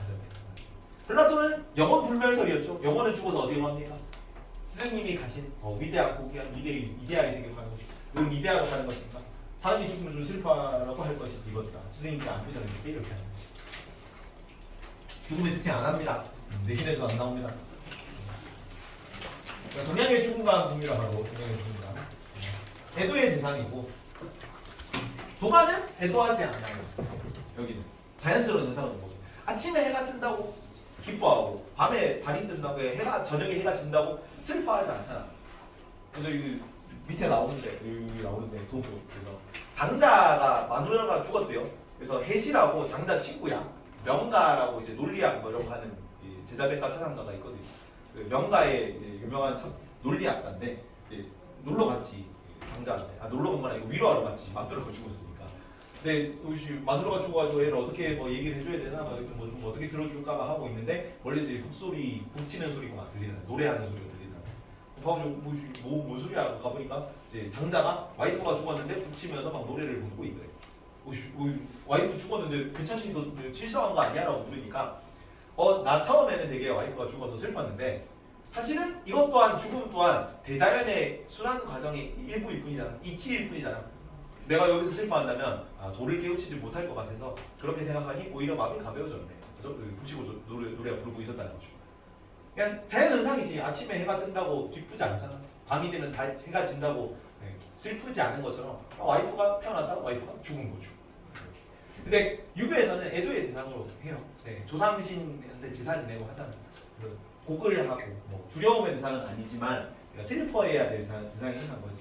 하지만 뭐가 더 중요해? 죽음보다는 도덕 실천이 중요합니다. 왜? 도덕적 삶을 강조하는 학파이기 때문에. 그래서 죽을 때 죽음이 아쉽지 않도록 살아있을 때 도덕적으로 충실한 삶을 사는 게 더 중요합니다. 공자가 얘기했네. 자, 삶도 제대로 알지 못했는데 어찌 죽음을 알겠냐? 잘 모르겠다는 거죠. 귀신, 사후세계 이런 거 모르니까 살아있을 때 도덕적 실천만 열심히 해. 여기. 아침에 도를 들으면 저녁에 죽어도 좋다. 조문석사라고 합니다. 아침에 도를 깨달으면 깨우치면 저녁에는 죽어도 괜찮은 거야. 뭐가 더 중요한 거야? 도덕적 삶이 더 중요한 거다. 나를 죽여 인을 이룬다 살신성이라는 거죠. 불교에서는 고통 그 자체예요. 죽어도 벗어날 수 없는 고통인 거죠. 죽음 이후에도 고통에서 해방되지 않습니다. 인내 때문에. 삶과 죽음은 그리고 다르지 않아요. 생사이기. 모든 것은 연기로 이어져 있거든요. 우리가 죽는 이유는 뭐냐면 태어났기 때문이야. 우리가 태어난 결과 태어났기 때문에 죽는 거예요. 노병사하는 것이. 다 연기로 이어져 있고 다르지 않습니다. 그래서 삶과 죽음조차 인과관계로 연결되어 있다 이런 표현으로 좀 나와요. 도교. 기가 흩어지고 모이고 흩어지는 자연적, 필연적, 순환적 과정. 불교도 도교도 둘 다 순환 과정이라고 공통점입니다. 여기는 연기하는 거고, 아니 여기는 윤회하는 거고, 여기는 자연처럼 순환하는 거. 봄, 여름, 가을, 계절, 겨울철. 근데 계절 순환이라고 어쩌고저쩌고 나오잖아. 계절 순환은 도교만 나오는 표현입니다. 불교에서 연기설 할 때 갈 때 나오잖아. 갈 때 나오면 불교로 가라는 것처럼 계절 순환 어쩌고저쩌고 하고 바로 그냥 도교로 가면 됩니다. 도교에서는 예에 따라 애도하는 것을 도리에 어긋난다고 봐요. 왜? 자연현상이 있고 왜 슬퍼해 이런 거지. 자, 서양의 죽음관입니다. 플라톤 아까 얘기했던 거. 영원 불멸설 이데아 사상. 영혼은 죽음 후에도 소멸을 하지 않고 이데아의 세계로 갑니다. 이데아의 세계는 진리 불변의 세계니까. 현실은 이제 육체는 속박당해 있는 거죠. 그래서 죽음을 긍정적으로 보는 건 둘밖에 없다. 여기 둘밖에 없어요. 하이데거나 플라톤만 죽음을 긍정적으로 봅니다. 나머지는 그냥 신경 쓰지 마라. 너무 그렇게 두려워하지 말라. 이런 정도 입장인데 플라톤은 육체라는 감옥으로부터의 영혼의 해방이라는 식으로 죽음을 불러요. 죽음은 육체로부터의 영혼의 해방이자 분리. 이렇게. 왜? 이데아의 세계로 가는 거잖아. 스승님께서 다시 놓고 고귀한 세계로 가는 거잖아. 그리고 하이데거는 현존자로 인간을 정했다고 했죠. 지금 여기 있는 현실적 존재를 현존자라고 합니다. 인간만이 죽음을 인식할 수 있어. 그리고 죽음으로부터 미리 달려간다. 죽음으로의 선구를 통해서 지금 나의 실존을 자각할 수 있다고 봅니다. 그래서 여기도 죽음이 좋은 거야. 왜? 참된 내가 무엇인지 찾을 수 있는 계기를 만들어주는 거예요. 죽음은. 미리 달려감을 통해 일상적 존재에서 일상적 존재는 지금 이렇게 떠밀듯이 살고 있는 수동적 존재들이야. 수능이 다가오고 있으니까 막 이렇게 떠밀듯이 이제 특강을 들고 있는 거죠. 하지만 본래적 존재라면 내가 수능을 한 달 뒤에 칠 거니까 미리 주체적으로 계획을 세워가지고 수능 계획을 이렇게 중간에 이렇게 진도를 이렇게 따라가는 그런 존재가 본래적 존재라고 봐요. 치열하게 하루하루를 살아가고 있는 존재죠. 그래서 본래적 존재로 거듭나야 된다 얘기를 하는 거죠. 비슷한 맥락인데 야스퍼스는 똑같이 실존주의 철학자입니다. 죽음이라는 단어를 한계 상황이라는 용어로 써요. 죽음, 고통 등 어떤 수단을 통해서 회피할 수 없는 상황. 이것도 긍정적인 겁니다. 여기도 실존을 자각할 수 있게 만들어주는 계기가 되는 거예요. 이렇게 긍정적으로 본다. 두 개 정도만 알아두면 됩니다. 묘불도 사상을 구분할 수 있으면 되고요. 죽음과 봅니다. 빨리빨리 넘어가는 이유는 여기가 더 매력같은 아니라서 그래요. 아까 칸트 국리주의가 개빡시게 봤죠. 서양 철학, 동양 철학을 일주일 넘게 봤잖아요. 일주일 넘게 본 이유가 거기는 길게 봐야 되는 파트가 여기는 대충 넘어가는 거다 지금. 그래서 자, 유교윤리에서는 죽음을 모여있던 기가 흩어지는 필연적인 형상으로 봅니까? 아까 모여있던 기가 흩어지는 건 누구였어요? 도교다. 도교. X입니다.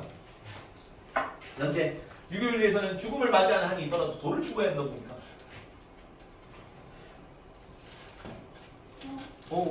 오나오 이거. 오예요 이거. 유교에서 도가 뭐랬어? 유교에서 이 도라는 단어는 무슨 의미로 쓰이고 있어요? 도덕이다. 도덕 원리 이런 거예요. 인의 예지를 도로 써요. 그래서 도교에서 도는 그냥 도고 세상 만물의 근본이시고 불교에서 도는 뭐라고? 팔정도야. 그래서 유불도 공통으로 도라는 단어는 긍정적으로 쓴다. 기억하십시오. 덕이라는 단어는 어디서 긍정적으로 쓴다 그랬어요? 도교가 덕을 긍정하나? 긍정합니다. 유교, 도교에서 덕을 긍정적으로 써요. 불교에서 덕에 대해서 언급한 게 없고. 그 부쟁의 덕, 겸허의 덕 이런 거 얘기했잖아. 도가에서. 긍정적으로 본다는 것까지 알아주시고.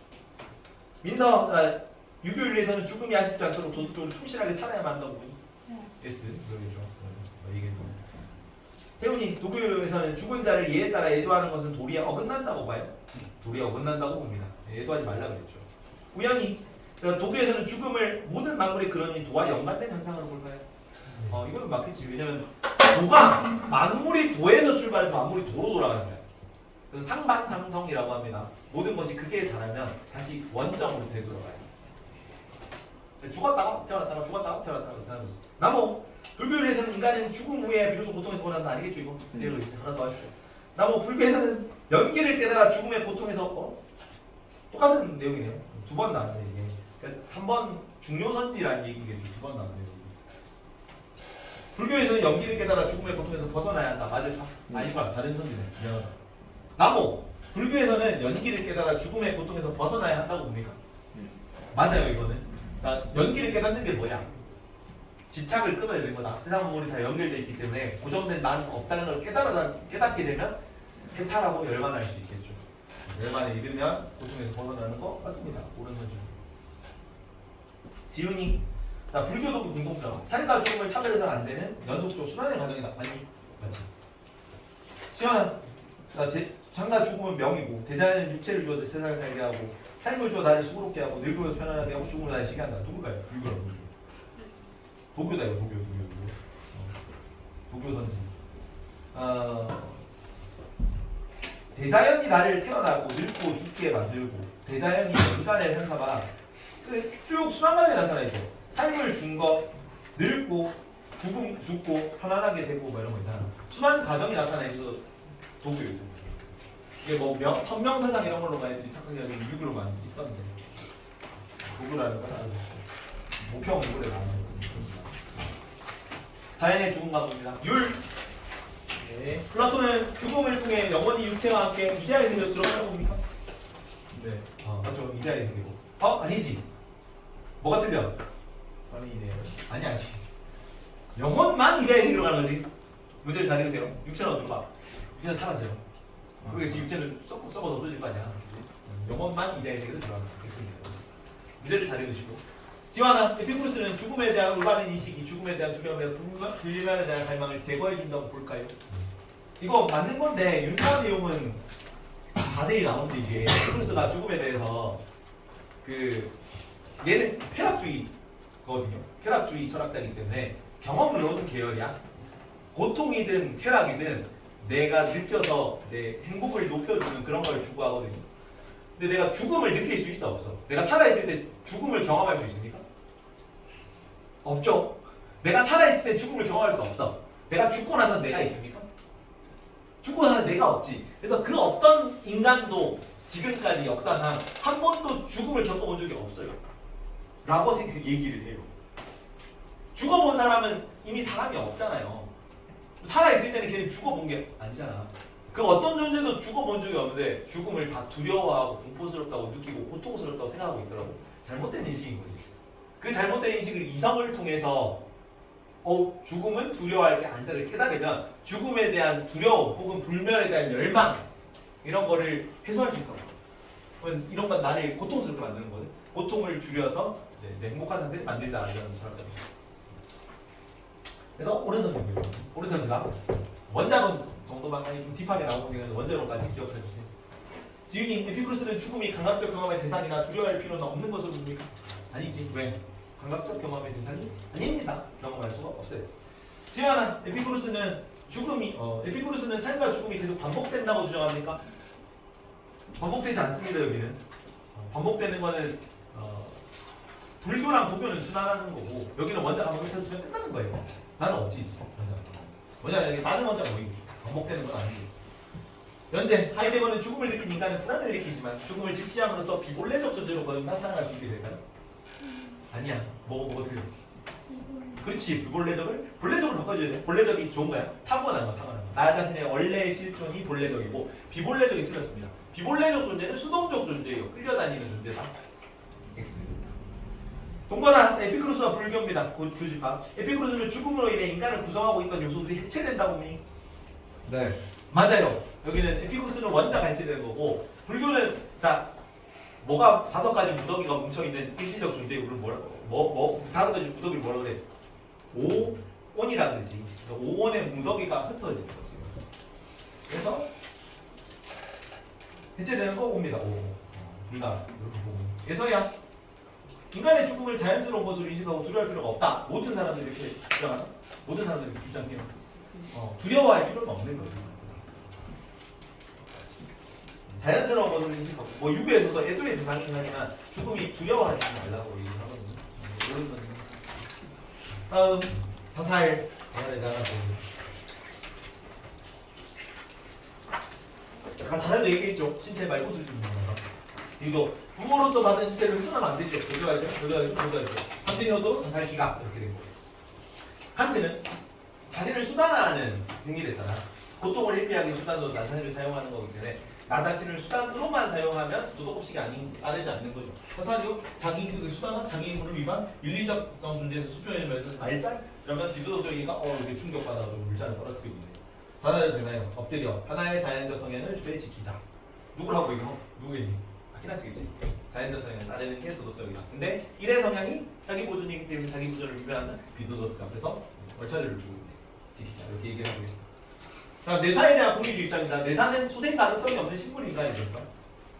그래서 벤담이 저 사람 미리 저 사람 하나를 해체해서 장기를 빼내면 열명을 살릴 수 있습니다. 공리주의 입장에서 쾌락이 더 많이 증진돼요. 그러니까 그럼 죽이는 게 이득이네. 벤담 고 이렇게 하는 거지. 헤어는 규칙 공리주의야. 사람을 죽여서 사람을 장기 기증 뭐 농으로 사용한다. 이게 일반적으로 하면은 규칙으로 삼기는 좀 그렇죠. 사람이 식물인간 상태에서 무조건 장기 이식을 한다 이런 식으로 규칙을 세우는 게 공리를 증진시키는 경우도 있을 수 있지만 문제가 많이 생길 것 같잖아. 그런 규칙 공리주의적 입장에서는 이렇게 좀 물음표 하는 거지.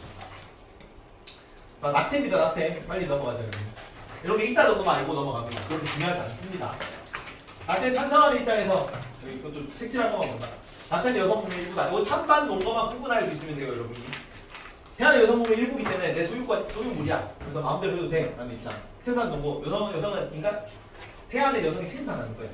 그다음에 신체 이렇게 여성은 자기 신체를 자유롭게 다룰 권리가 있으니까 태아 낙태도 마음대로 해도 돼. 그리고 이게 제일 강력한 건데 내가 산모가 출산하다가 목숨의 위협을 느껴. 그러면 내 목숨을 지키기 위해 태아를 죽일 수도 있는 거지. 정당하게.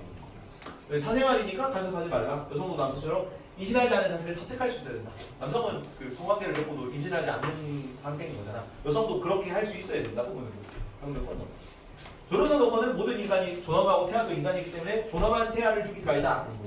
잘못된 태아를 해치면 안 된다. 신성불가침 농고. 신성불가침. 네, 잠재성 농어는 태아는 발달 과정을 거쳐 성인으로 발달할 가능성이 있으니까 잠재성을 가져주니까 함부로 하지 말자. 따라오죠. 지금 빨리 대충 넘어가고 있는데 깊게 넘어갈 것도 아니고 얘기할 것도 아니고 이런 거. 사람들 입장 불교는 불사생하면 어기는 거니까 태아도 죽이면 안 돼. 자연법에서는 자기 보존 종족 보존이 어긋나는 거지. 낙태니까. 왜 칸트 같은 경우는 수단으로 대하면 안 되기 때문에 태아도 수단으로 대하는 거죠. 아마 안 돼. 자살에 대해서 유교는 불감회상 얘기했고요. 불교는 불사회생. 자연법은 자기 보존 위반. 칸트는 자기 자신을 수단으로 대한다. 자연법적으로 이거만 기억하자. 칸트가 원래 자살 경향성을 극복하라 그러죠. 경향성 극복하고 자연법적 의무 위반, 자연법적 자기 보존 이런 거 얘기를 안 하거든. 근데 자기 보존이 경향성이긴 한데 이거는 자살 문제에서는 칸트나 아키나스가 동의합니다. 자기 자신에 대한 제1의 의무는 동물적 자연 본성의 자기 보존이라고 얘기를 해요. 이게 자기 자신을 목적으로 대하는 개념이라서 그런 거야. 그러니까 원래 경향성을 극복하는 게 맞는데 칸트 자살 문제에 있어서만은 자연법적 의무에 따르는 걸로 봐요. 요거만 좀 주의를 하세요. 나머지는 똑같고요. 숲에 나오는 문제를 회피하는 것에 불과하다. 잘 안 나옵니다. 옛날에는 한 8년, 7년 전에 나왔는데 요즘 안 나오길래 하지 맙시다. 3분 남았는데. 안락사는 소구적 안락사가 있다. 전면 치료를 주도하는 거. 저구적 안락사는 약물 직접 주사하는 거. 자발적 안락사는 환자가 원할 때. 비자발적 안락사는 환자가 의사를 밝힌 게 없을 때. 반자발적은 살인하는 거였죠. 왜 논쟁이 아닌 거예요. 선성하는 입장. 공리주의는 계속 끼는 거죠. 공리주의는. 왜 공리주의를 계속 끼는 거야? 이거는 쾌락을 올리는 경우에는 해도 되고 쾌락을 안 올리는 경우에는 하지 말자. 안락사 산성은 존엄사할 권리 이런 거 있습니다. 존엄하게 주는 권리니까. 공리주의 입장에서는 공리를 올려주는 게 또 도덕이다. 안락사 반대 입장은 자연법 관점, 음모론 관점. 자연법 쪽에서는 자기 보존에 위배되는 거. 음모론 관점에서는 생명을 수단으로 할 때 수단으로 하기 때문에 위배되는 거. 공리주의 입장에서는 오남용이 발생할 수 있다고 봐요. 여기서는 함부로 막 이런 거 안락사 했다가 뭐 유산 상속 받으려고 오진 막 해달라 그러고 그다음에 장기 기증 위해서 안락사 시켜달라고 부정청탁하고 이런 경우가 발생할 수 있거든. 그게 전체 사회적 공리를 저하시킬 가능성이 있기 때문에 안락사를 하지 말자라고 공리주의 입장에서도 얘기할 수 있습니다. 케이스 바이 케이스입니다. 의료인의 의무는 뭐야 원래는? 환자를 살리는 게 의료인의 의무죠. 환자를 죽이는 건 의료인 의무에 위배되는 거니까 하지 말자라고 주장할 수 있고. 제 3부터 다음 주에 볼게요.